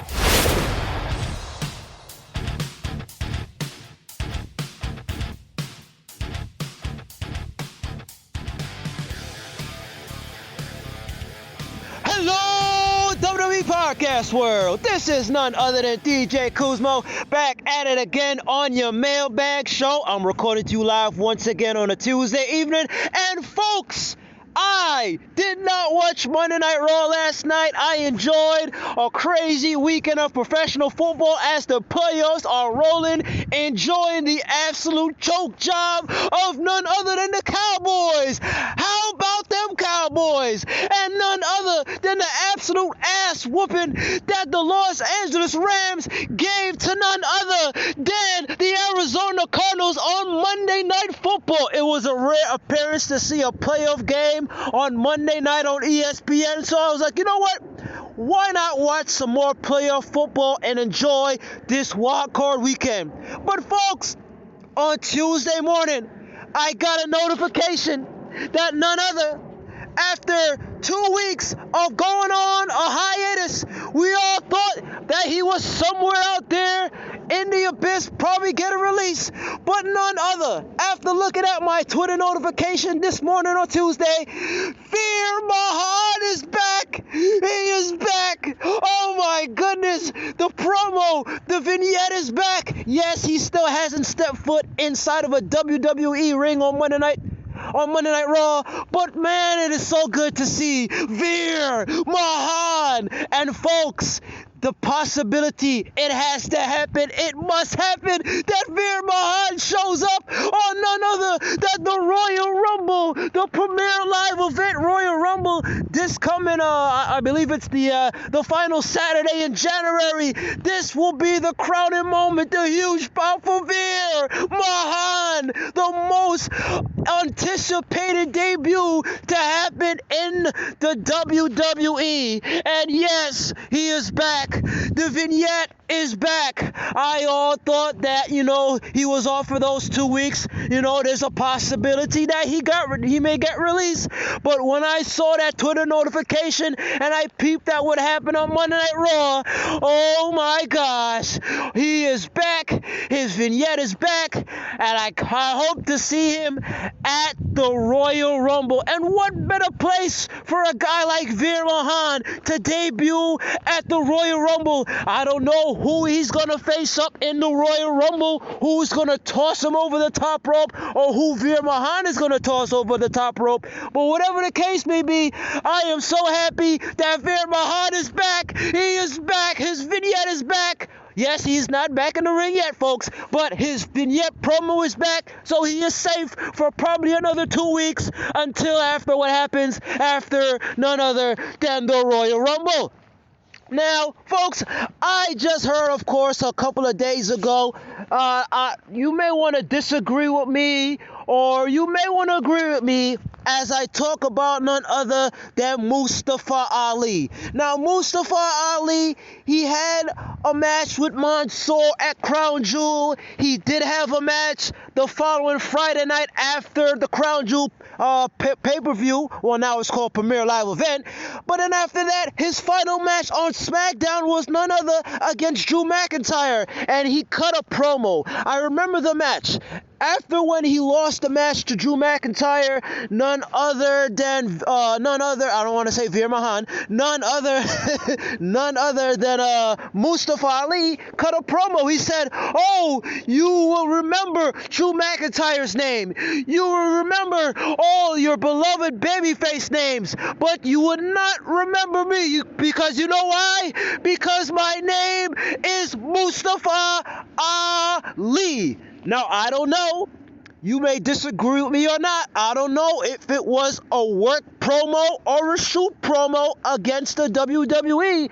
But ever since then, we have not seen Mustafa Ali. Now, there is a YouTube clip out there about his new campaign. He was trying to push he was trying to create a whole new character direction with the New America. Now, I don't know what backstage issue that Vince McMahon and creative, whatever back and forth that he had with Mustafa Ali with this character storyline. And I don't know how it would fit in today's WWE, knowing that, this is all about the so-called PG era. This show is more catered to families. I don't know how you would book the New America. And I understand that Mustafa Ali was most likely passionate about this new direction since he's not been booked properly in the WWE. And it goes to show also that the WWE today, sad to say, is not for the little guys no more. It's not for the Adam Coles anymore. It's not even for Finn Balor, who has not even been on Monday Night Raw. Yes, he was there last night. I didn't watch it last night. But fairly used that the little guys nowadays are not being properly booked. We all see that everybody, all the attention is on Roman Reigns, the attention is on Seth Rollins, and all of the main figures, Brock Lesnar of all people. But where does Mustafa fit in the WWE? And we all saw that he asked for his release. That was a bold move by Mustafa Ali. Shout out to Mustafa Ali. I'm happy that, he gets an opportunity now to, flex his creative muscle. There's a potential that he could go to AEW, or maybe he may go to New Japan, or whatever wrestling promotion out there he may go. But I just wish Mustafa all the best. I don't know how he would have continued this new direction. And whatever the case may be, at least Mustafa stood up for himself. Nowadays, I don't know, I'm just throwing it out there. Nowadays, you have wrestlers that, I'm not being booked as much, but they're afraid to talk to Vince McMahon and tell him, look, Vince, I need a better storyline. Here's this storyline idea. I don't know what's the point, of having these guys and girls are afraid of booking their own ideas to Vince McMahon. Yes, they may get shut down, but what's the, take a chance, take a chance, and you never know, maybe Vince may decide to give you a shot here and there. But I like the fact that Mustafa, he stood up for himself. I don't want to get too political, with this whole race relations and, what happened during 9/11 and stuff like that. I don't want to get too political on that. All I got to say about the matter is I just wish Mustafa Ali the very best. And wherever he goes, I hope that, he's able to, further himself. I think he's only 35 years old, so he still has a good amount of years of professional wrestling to go. But now let's get back to professional wrestling. And what I also saw this morning as I peeked at some of the matches on Monday Night Raw, because I enjoyed the absolute dominance of the Los Angeles Rams on Monday Night Football, I peeked at the match last night with none other than Damian Priest and Kevin Owens. Now wait a minute.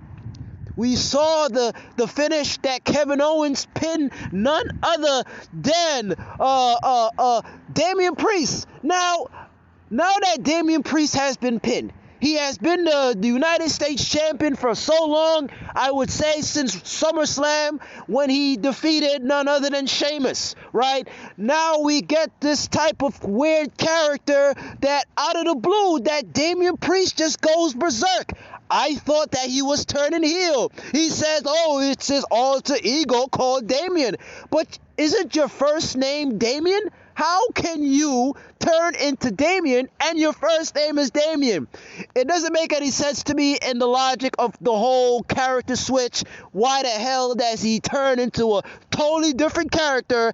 I don't understand. But now we see last night on Monday Night Raw that none other than Kevin Owens has pinned Damian Priest. Now, folks, you know what this means, right?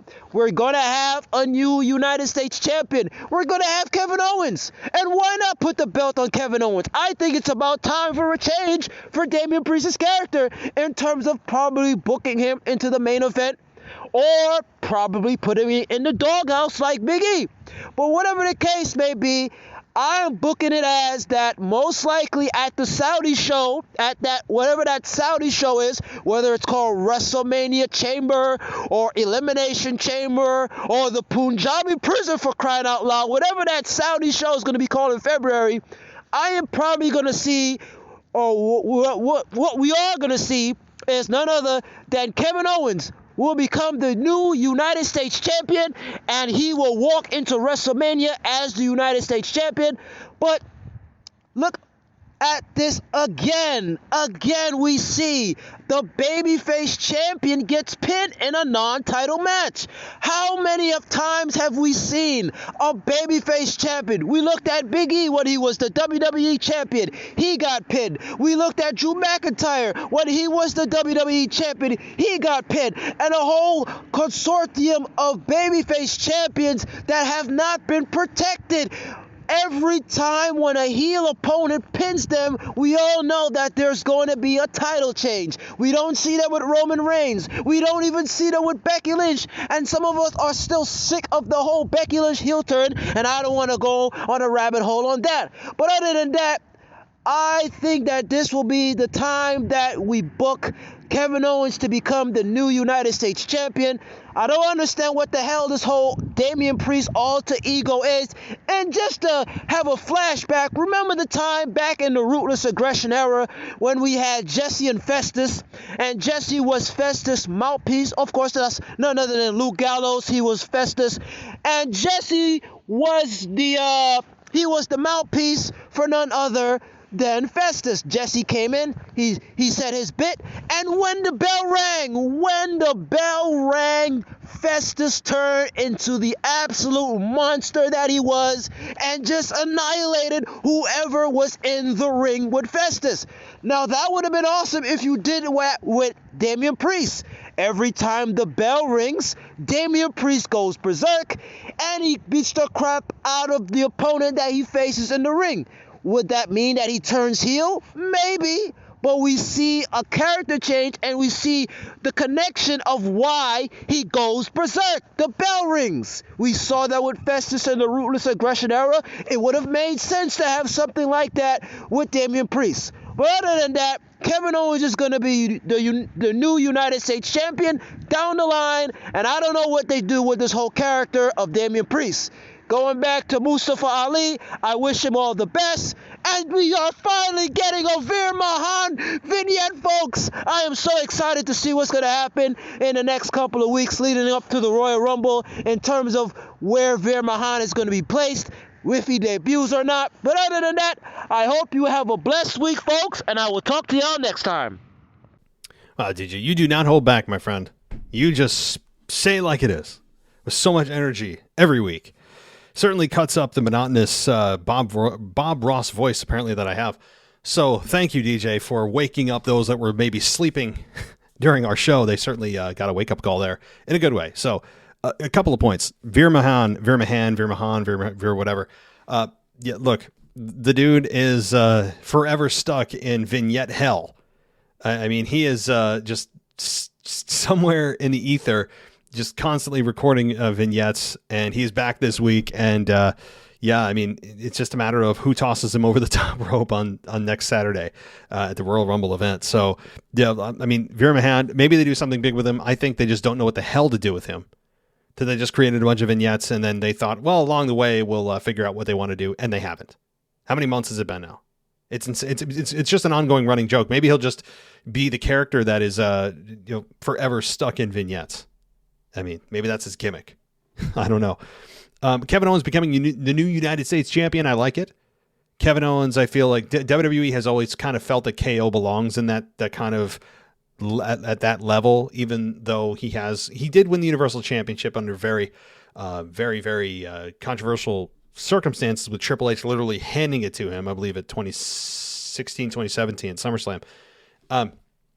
But that said, he, I think, belongs in the main event. WWE does not. They have shown that time and again that when he gets to the main event, he can't ever win it. He'll just participate and then leave. And that said, though, again, the Royal Rumble or the United States Championship picture, I think, is a perfect place for KO, and I think he is the next United States champion. As far as the bell ringing for Damian Priest, and then you use that as his trigger, you could do that. And it would be Festus-like. Those that don't know who Festus is, Google it. It was Luke Gallows, and it was kind of a weird gimmick where he would hear the bell and he'd go crazy. He'd hear the bell again, and he would go into this like comatose state. And I wouldn't mind that, but I don't think they'll go that road. I just want to know why he has this darkness. Where did it come from? He's been in WWE for how long? We never heard about this or saw it.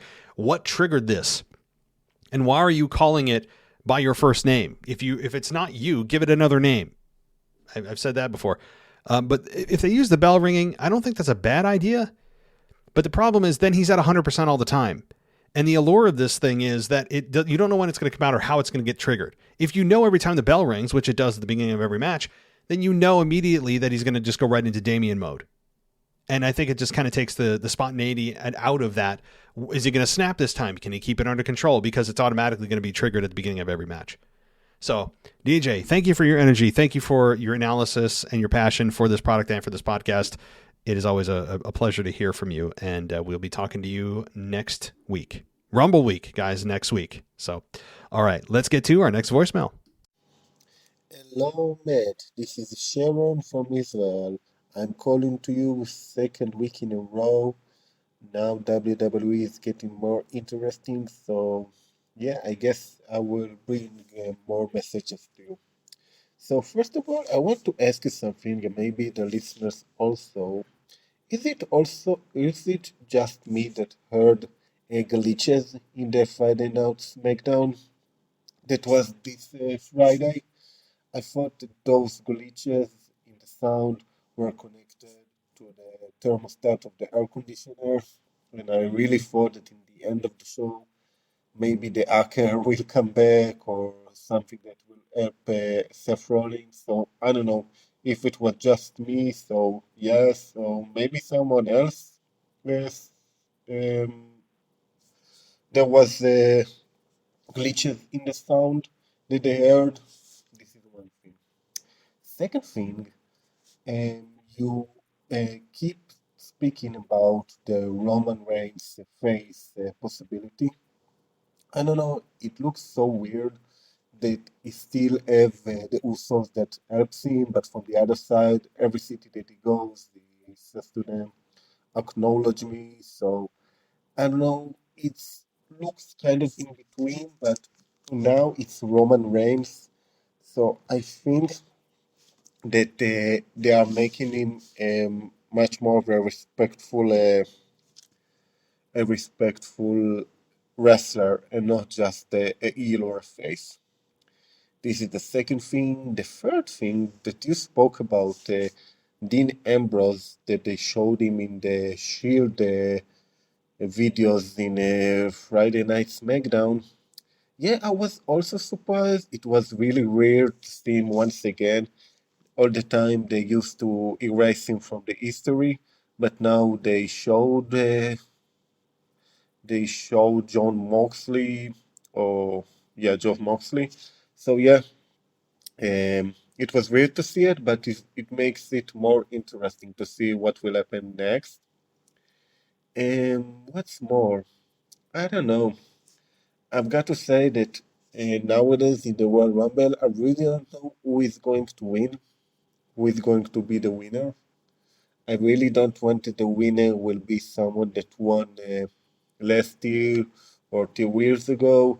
Maybe it will be AJ Styles. What do you think about that? It can be good. The women's Royal Rumble, I really think it will be Alexa Bliss. Yeah, that's it.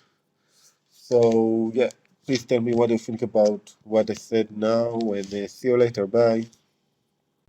Well, Sharon, 2 weeks in a row. Awesome. I hope we continue to hear from you. Hope all is well over there in Israel. And okay, I'll go through a couple of your points here. And you asked about the glitches on SmackDown, the sound glitches on SmackDown. I didn't hear that, but I'll also say that your voicemail this week actually sounded a little lower in your quality. Usually your voicemails are very, very clear. And, you know, while there's background noise, usually I don't, your voice is very clear in the email or the voicemails you send me. So this week it sounded a little muffled, and your sound was kind of going in and out and fluctuating as you can hear yourself in this own voicemail, obviously. So I don't know if that has anything to do with what connection issues you're having or if it's unrelated.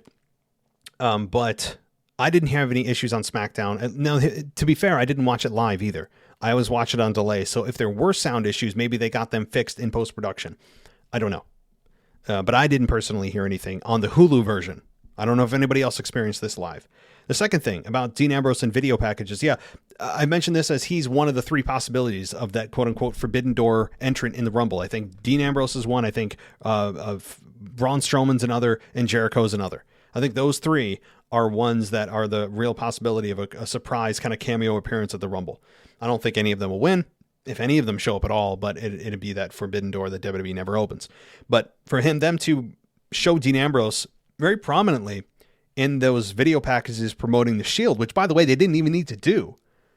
And why the hell are they even showing the Shield? Who cares about the Shield? The Shield's dead and gone. It's been dead and gone for a long time. Why are we going back to that?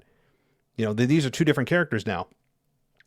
And again, for them to not really hide Dean Ambrose like they normally would, anybody that leaves WWE and goes to it, especially another promotion, usually is blackballed by the company, and they go to great lengths to essentially erase them from their history or never mention them on air again. And if they have video packages, they do the best they can to kind of edit that individual or individuals out.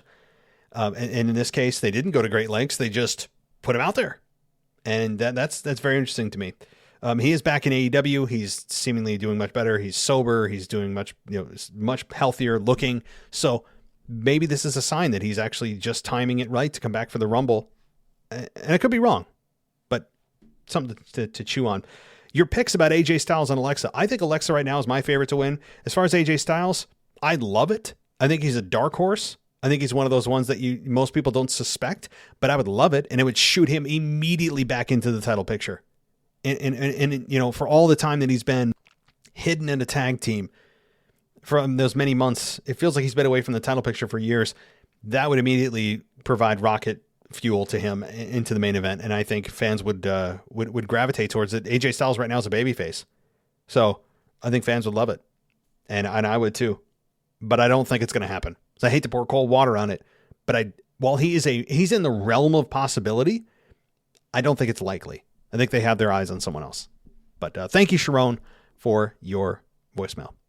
All right. Now, I promised a voicemail from Jeff from the Philippines, but he wrote in. I thought Jeff sent us a voicemail, but I am mistaken. So Jeff does write to us, and he says he has a few points. Number one, if the title versus title match between Brock and Roman will actually happen at WrestleMania, what do you think will happen to the winner of their men's Royal Rumble match? Is it going to be a triple threat? Also, if it's title versus title match, it's actually going to happen, they then should definitely end the brand split. Wrestlers also get to appear on both Raw and SmackDown without explanation. Yeah, I mean, that's exactly right, Jeff.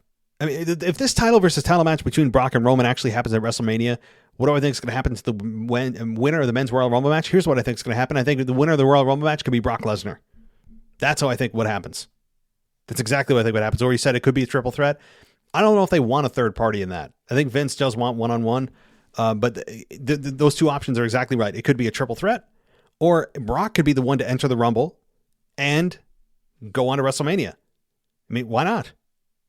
You know, all he has to do is declare it per the rules of the Royal Rumble. All you do is just declare it. Like I said last night, it's like, it's like Michael Scott from The Office. When he declares bankruptcy, he just stands in the middle of the office floor and says, "I declare bankruptcy." And they're like, "Michael, that's not how it works. You can't just say it out loud and declare bankruptcy." One of the funniest moments of The Office. But that's kind of like the rules here. All you have to do is declare it. So why not Brock do it? You know, I think that's a real possibility. Brock wins the Royal Rumble. All right, your second point, Jeff. Shelton Benjamin and Cedric Alexander attacked Bobby Lashley 2 weeks in a row. So technically that would make Bobby Lashley a babyface, but MVP sometimes interferes in his matches. That is still a little heelish. And Brock is currently a babyface, so the match at Rumble wouldn't be a heel face dynamic. However, Jeff, I will say that Bobby has distanced himself from MVP, and I think it's a slow turn. I don't think they're doing this with like a light switch type mentality. I think it's more of like a volume knob, that they are slowly turning both of these guys to the opposite side, where Bobby's turning babyface and Brock is turning heel. Right now, it does appear that we're on a path to that double turn. So it's not going to be a flip where he's all good and there's no MVP and MVP's acting all he's a stand-up guy all of a sudden. It's just this slow kind of like, okay, Bobby's showing respect to Brock. He's being an outstanding guy. He's not, using the numbers game to get advantage on his opponents. He's always said he doesn't need anybody. He's a solo guy, and MVP's just kind of tagging along at this point. So he'll eventually shed all of his heel traits, but right now he's hanging on to at least MVP. So I think it's slow. That's why you're not seeing a totally pure babyface Bobby Lashley. It's slow. Number 3, Mickie James is currently the Impact Knockouts champion. She will be at the Women's Royal Rumble. I'm not expecting much from the working relationship between WWE and Impact. Other fans expect they'll see other Impact wrestlers appear at the Rumble. I think this is only a one-time deal. However, I will be surprised if WWE would allow her to bring the belt at the Rumble. Thanks for everything. I hope everything's going well. Well, I hope everything's going well with you too, Jeff, in these crazy times. Maybe that's the forbidden door that we're all just speculating about, that it could be a massive name like CM Punk or Braun Strowman or Jericho or Jon Moxley, Dean Ambrose. Maybe none of these are right, and the forbidden door is just Mickie James. I'm sorry, that's a disappointment. That nobody's clamoring for Mickie James to be a part of the Rumble. Like, nobody. The only reason they're doing this is because they need to fill spots. They need bodies to get to the number 30 for the Women's Royal Rumble. That's the only reason they're doing this. They're not doing it out of the love of Impact. They're doing this to fill a void. They need women in the Rumble, and they don't have enough women. That's why they're doing this. But maybe Braun Strowman comes in. Again, I believe he's with Impact right now. No, he's with Ring of Honor, isn't he? I run my own podcast. I don't know these things. I know Braun Strowman is with one of the secondary promotions. I thought it might have been Ring of Honor. So that said, I don't expect her to bring the championship to the Rumble. No way. Vince would, that's like sacrilegious to Vince McMahon. There's no chance. None. He'd probably say to Mickie, keep that trash at home. That's probably what he'd say. Yeah, but thank you, Jeff. Hope all's well with you. Okay, that definitely concludes the emails. I promise. I thought it was I really, honest to God, I thought it was a voicemail from Jeff, because he very rarely writes in. He usually calls in. But we do have a handful of voicemails, and let's just jump right in.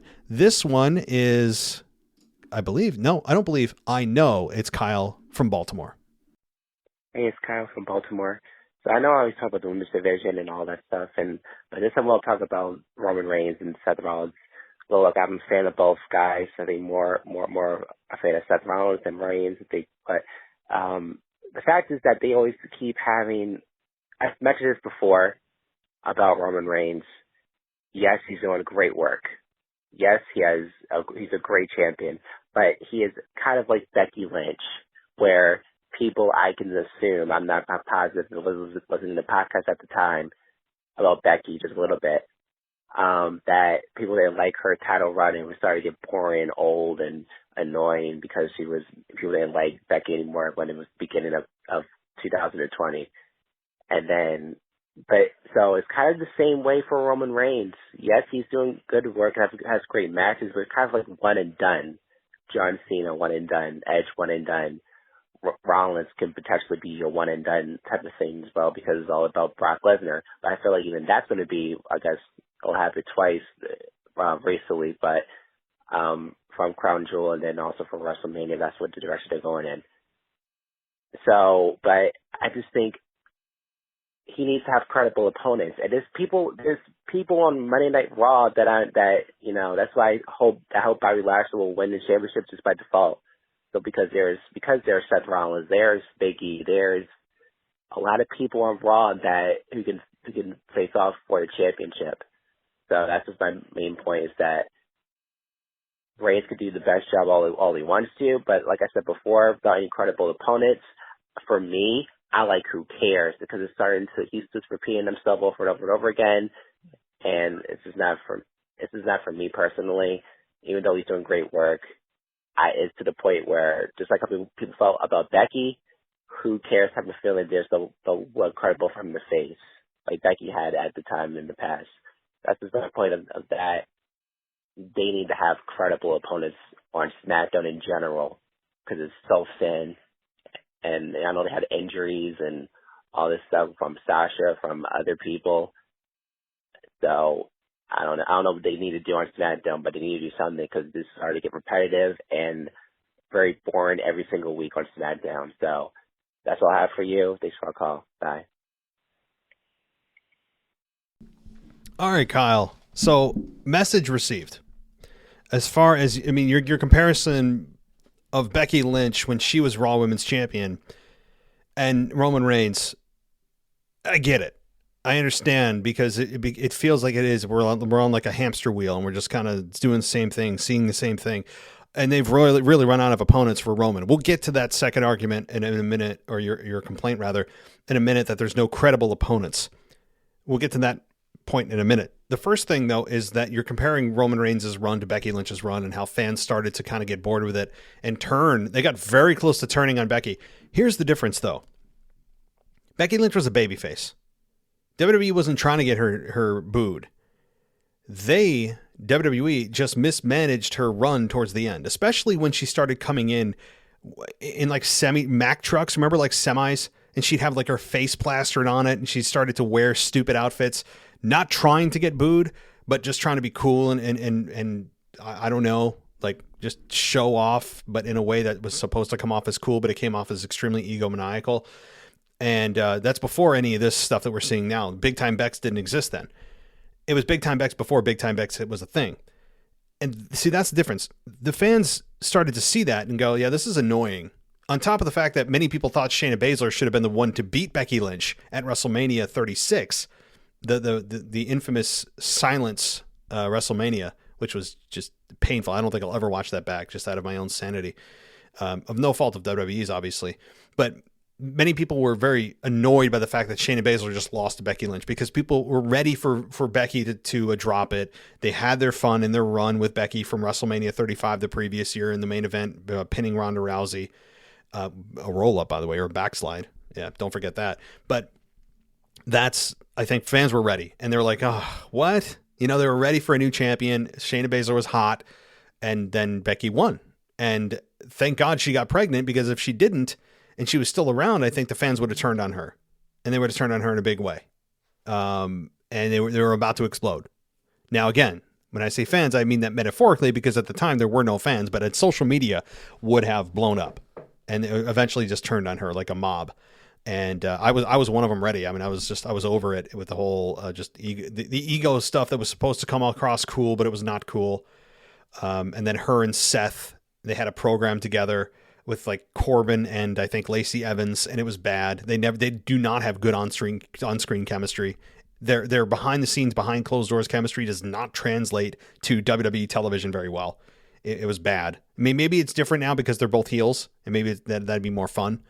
In fact, I would enjoy them as a tag team, or some kind of like, I don't know, some kind of unified power couple on the show. But when they were baby faces together, it was insufferable.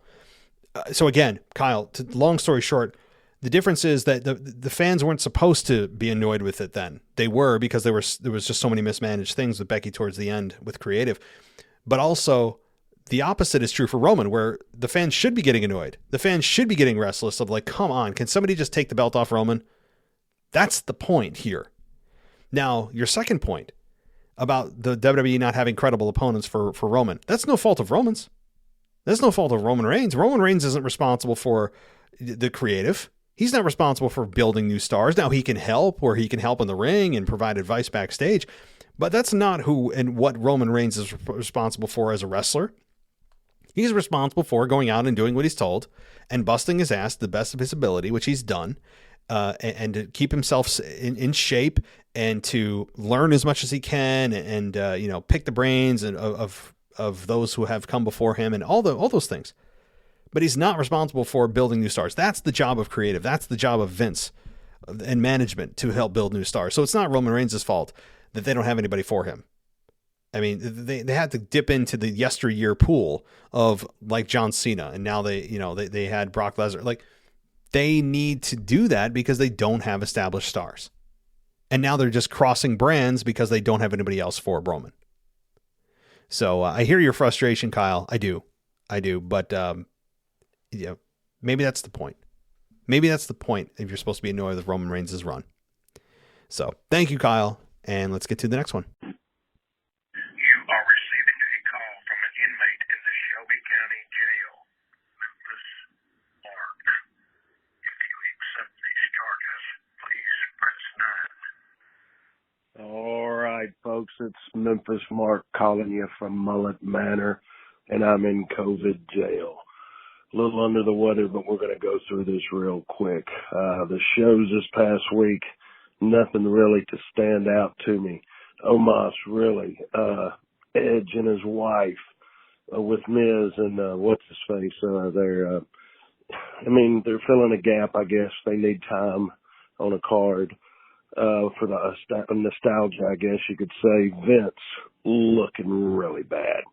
The makeup, it really looks bad. Finn Balor, what are they doing to him? What are they doing to him?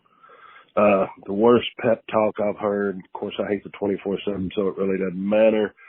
And since there's nothing really to just throw me out there and have a rant or a rave, let's go into a little history lesson real quick. Not too many people remember that Dominic Mysterio was actually using a storyline when he was 8 years old, where Eddie Guerrero was supposedly his father, and he was going to sue for a paternity test. Go back a little bit. Check that out. Great storyline. And now look at Dominic. And then one quick P.S. note on here. Corey Graves, is he starting to look creepier and creepier, or what? Guys, spay and neuter. Try to stay well out there. Matt, get some sleep. Out. All right. Well, I think the main message is I need to get sleep. I think that's the most important thing. The biggest takeaway from this is I need to sleep. So I'll tell my wife, no problem. Hey, I'll say, listen, we have one of our great listeners, Memphis Mark, who said I need to get sleep. So you're going to have to take care of the kids tonight. I think that'll work. Thank you. So first of all, I hope you get well better soon, because COVID has, it affects everyone differently, but I hope it's not nailing you too hard, and that you're just resting and taking any medication you need to, and that you're back on your feet, so to speak, as soon as you can. Yeah, Finn Balor, I don't know what the hell they're doing with him. I have no idea. I really don't. It's a shame how over the guy is, his entrance, how good he was in NXT when he went back, and then they bring him back and he goes to Roman Reigns, falls off the top rope, and he's been falling ever since. It's a travesty, and he's being used as essentially a glorified enhancement talent right now. He doesn't get a chance to even talk anymore on the mic, and he's good on the mic, or as the boys would say, the stick, right? He's not even getting a chance to talk, versus much less win a match. It's really just puzzling what they're doing with Finn Balor. Really puzzling, and frustrating too. Dominic, yeah, I do remember that storyline very well. Yep, and I've talked about it a few times on this show.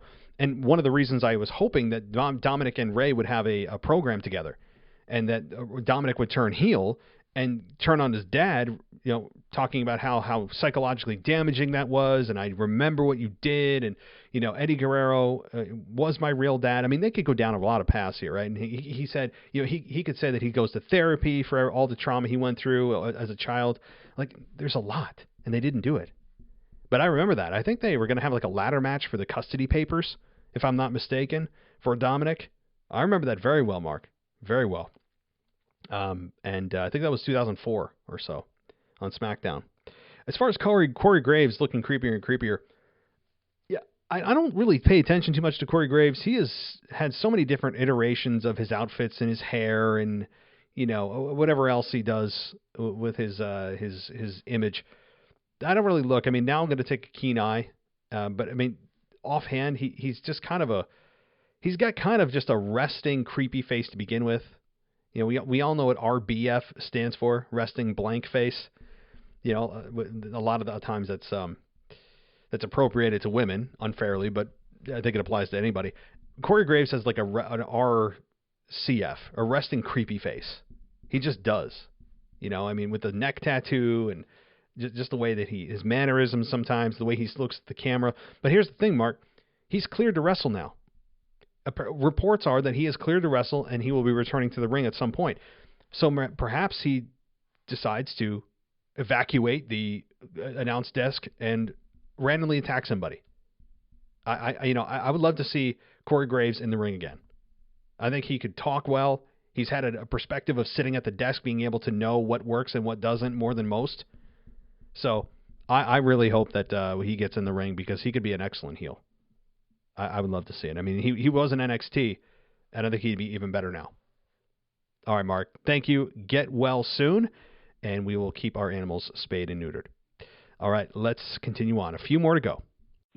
Hey, Matt. It's Kyle from New York again. I'll call myself New York Kyle from now on. Kyle from New York's way too long, and people have been calling me New York Kyle on this Discord. So I'm going to call myself New York Kyle or NY Kyle from now on, so if you want to call me that too, so it's shorter. So first off, I want to say shout out to you for giving me the Discord server. I love it so far. It's a lot of fun. Shout out to everyone on there that gave me a warm welcome. Shout out to I think Brad from Pennsylvania on the week in review. That was fun. One question I have though. I was just curious. I get it. You have your two kids and stuff, so I get why you're doing the short reviews, like with the co-hosts. But just curious, are you ever going to go back to the long ones again? Because I'm going to sound a little selfish now, but I love the long reviews, like the 2 hour, 3 hour ones. I get it though. I know why you're doing short ones right now. I'm just curious. Are you actually going to ever go to do the long ones again one day? Just curious. My other question is, brain fart. I forgot what I was going to say. Oh, yeah, now I remember. I really don't see Brock Lesnar as a babyface right now. I know he's supposed to be, but he feels like a heel. He's being a total jerk to everybody. I know he wasn't here this week or last Monday on Raw, not on SmackDown or Raw, but yeah, I know he wasn't here this week on Raw and last week on SmackDown. But when he was here, when he had to face to face with Bobby Lashley, he was a real jerk. Bobby was a babyface. To me, Bobby's a babyface right now. So, yeah. And this her business feud's still going on. I'm sick of it. It needs to end. But the Bobby Lashley Brock Lesnar video package was pretty good on Raw. So my question to you, Matt, is: do you think Brock is a face or a heel right now? And do you think Bobby's a face or a heel right now? I'm just wondering what you think. Out of the Bobby Lashley Brock Lesnar feud, which one of them is the heel? Which one of them is the face? Are they both heels? Are they both faces? I don't know. Let me know. And my 3 minutes is about to run out. So thanks as always, and I'll talk to everyone next week. Hey Matt, it's New York Kyle again. Right now, I already sent a voicemail, but I forgot to say something. This is my second voicemail. I am sending it on Wednesday, 12:18 in the morning, because I stay up late because I work late. But I wanted to call back to say today, Wednesday, January 19th, is officially my birthday. I am 21 years old today. Just wanted to let everyone know if anyone wants to wish me a happy birthday because, you need to wish me a happy birthday or else. Trying to turn heel there. No, seriously. Today is actually my birthday. I was born January 19th, 2001 at 5:28 in the morning. I am 21 years old now. So, yeah. So, the reason why I'm saying this now is because, tonight when you're recording the mailbag, it will still be my birthday, so I'm saying this now. This is my birthday day. So if you want, maybe put in a little birthday jingle for my voicemail. You know how you put the DJ booth thing in for DJ Kuzmo? If you want, maybe you could put in a little birthday thing for me if you want. Or if you already played the voicemail before you heard, like if you played the voicemail already, you already heard this, and you get the little sound in time, maybe after the voicemail's over. I don't know. I'm just messing around. But yeah. Just wanted to say that. And yeah. Here's to another 21 more years of listening to this awesome podcast, my favorite podcast that I listen to. Best podcast in the world. It's all thanks to everyone here. So, yeah. Thanks, as always. Happy 21st birthday to me. I'll talk to everyone next week.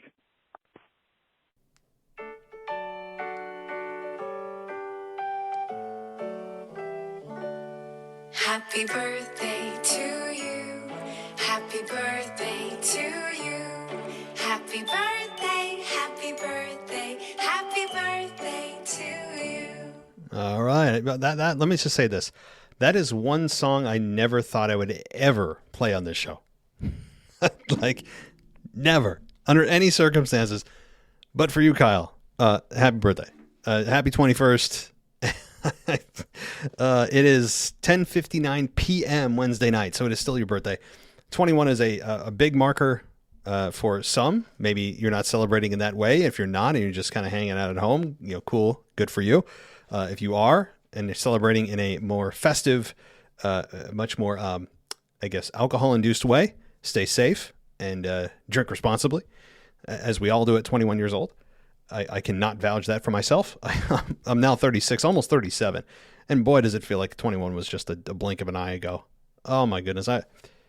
I'm not going to go into it. I may make a whole other podcast separately if I ever get the time of day back in my life to talk about other stuff other than wrestling. But happy birthday, brother. Hope all is well. And yeah, so, okay. So some things here. Number one, you're now in New York, Kyle. Cool. I'll go with it. I like that. Shorter, easier. The long reviews with other co-hosts, that's my plan. Like, I want to get back to the 1 to 2 hours, sometimes longer interviews and conversations with the other co-hosts. I really enjoyed it, and I know you and others did too. So when I'm saying that I'm only bringing people back for 30 minutes, it's just to ease myself back in, to see how things go, to see if I get interrupted with, having to play dad and all that stuff. So like my goal is to just kind of tiptoe back into the podcast or the co-hosting realm because I miss it. But right now, 30 minutes are probably the maximum. But eventually, yes, Kyle, the goal is to get back to where I was. And I eventually will get there. I mean, as my daughter gets older, she should, in theory, sleep better and have a more predictable sleep schedule. Like right now, it's 11 o'clock at night. And I'm like listening with another ear. Like I'm listening one ear on this podcast, the other ear is listening for the crying and my wife asking for help. Right. So it's like I'm always tap dancing around and waiting for the bomb to go off, so to speak. But yes, the long form conversations will be returning at some point. Let's see. As far as Brock being a jerk, and that is he heel babyface. I mean, I went over this a lot during the podcast already because many people asked this. I think the slow turn is on. I think the slow turn is on that it's the babyface Brock is going away and babyface Bobby is coming and heel Brock is returning and heel Bobby's going away. They're flip-flopping, but I think it's slow.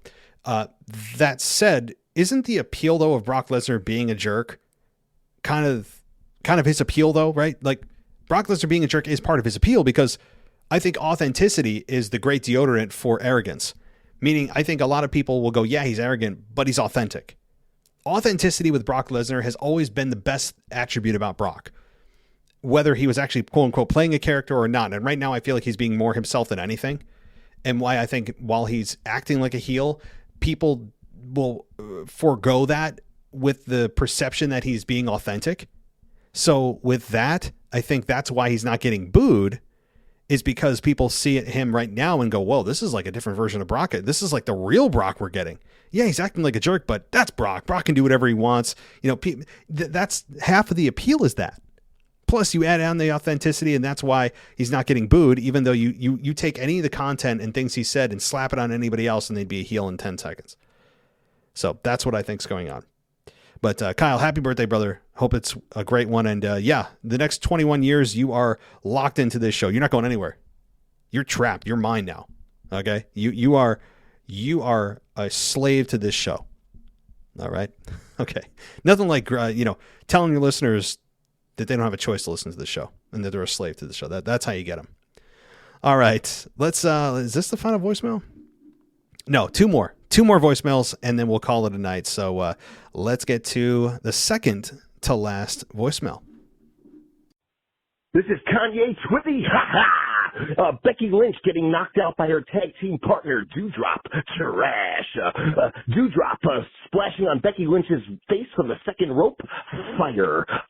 Dewdrop's outfit. Trash. Kevin Owens wearing a tie with a red t-shirt. Fire.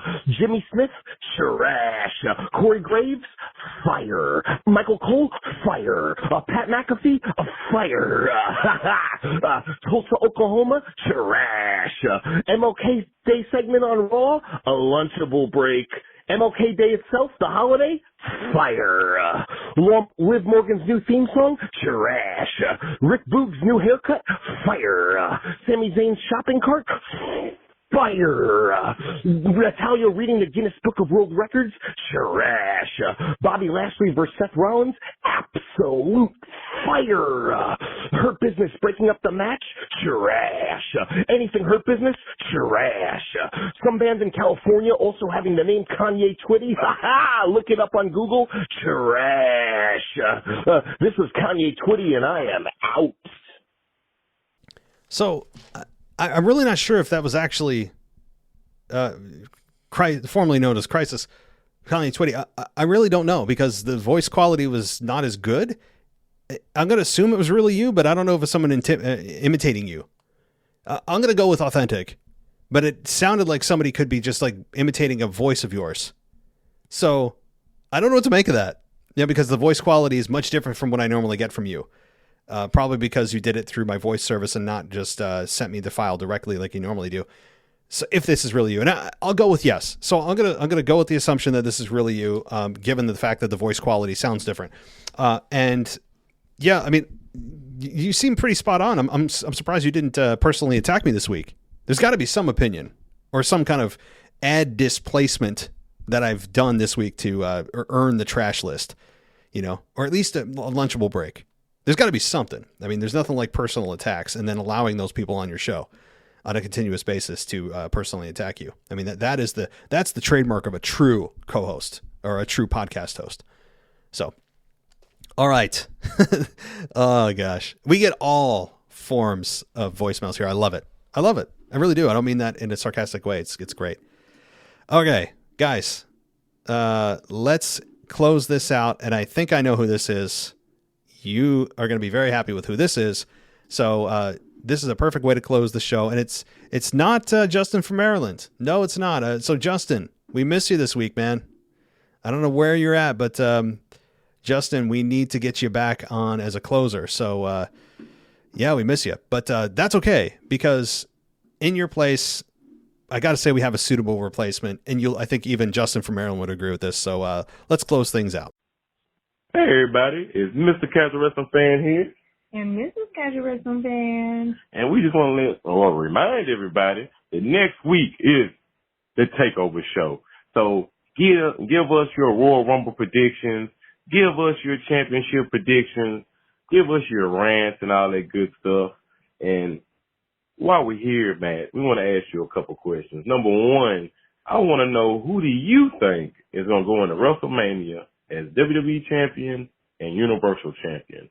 And second, if nobody else has asked, who do you think is going to be the last four participants in the male and the female Royal Rumble this year? So that's what we got for you this week. We're going to sign off now. We'll talk to you guys next week. Bye. I told you guys. I told you that Mr. and Mrs. Casual Wrestling Fan giving us a tease of next week as they will be doing a takeover show. All of the emails will be going to Mr. and Mrs. Casual Wrestling Fan. So send them to me at realwwepodcast@gmail.com. If you're a patron, you just send it through the internal messaging service that they have, and I'll send it on to Mr. and Mrs. Casual Wrestling Fan. I'll be answering all the voicemails. So I'll be doing the second half, or rather, I'll be doing the first half of the show with the voicemails at the beginning, and then Mr. and Mrs. Casual Wrestling Fan will take over from there and do all the emails and things. So, gosh, they're just so great to be able to do this, because they, number one, you guys love them, I love them, and they bring such a unique perspective, and they ask such great questions. And as far as Mr. Casual Wrestling Fan, you're asking, who do I have going into WrestleMania as Universal and WWE Champion? I have Roman Reigns going in as Universal Champion, and I still have, the WWE title is a lot more difficult. Because here's the thing, WWE teased the championship versus championship match a couple weeks ago on SmackDown. I don't want to see it because that would mean they're unifying the titles and effectively ending the brand split. I like the brand split. But who do I think is going into WrestleMania as champion, WWE champion? Probably... I still got to say, this is going to be very boring. I still think Brock Lesnar. If you're going to put a gun in my head, a second, very close second is Bobby Lashley and or Seth Rollins. Because I don't think Seth Rollins is winning the Universal Championship. So I think it's either Bobby Lashley or Seth if Brock doesn't go in as champion, as WWE champion. But Roman, to me, is a lock that he goes in as Universal Champion. But as far as, and somebody else did ask about the final four for each, and I copped out. And I'm going to continue to cop out like a coward and say that I have not seen all the shows and I don't know all the participants, so I can't give you a fully informed answer. Boy, if that's not a political answer, like a politician would answer a tough question, that I don't know what is. I guess I watch the news too much. But it's like halfway true. Like part of it is that I've been doing this now for 2.5 hours and I am just exhausted.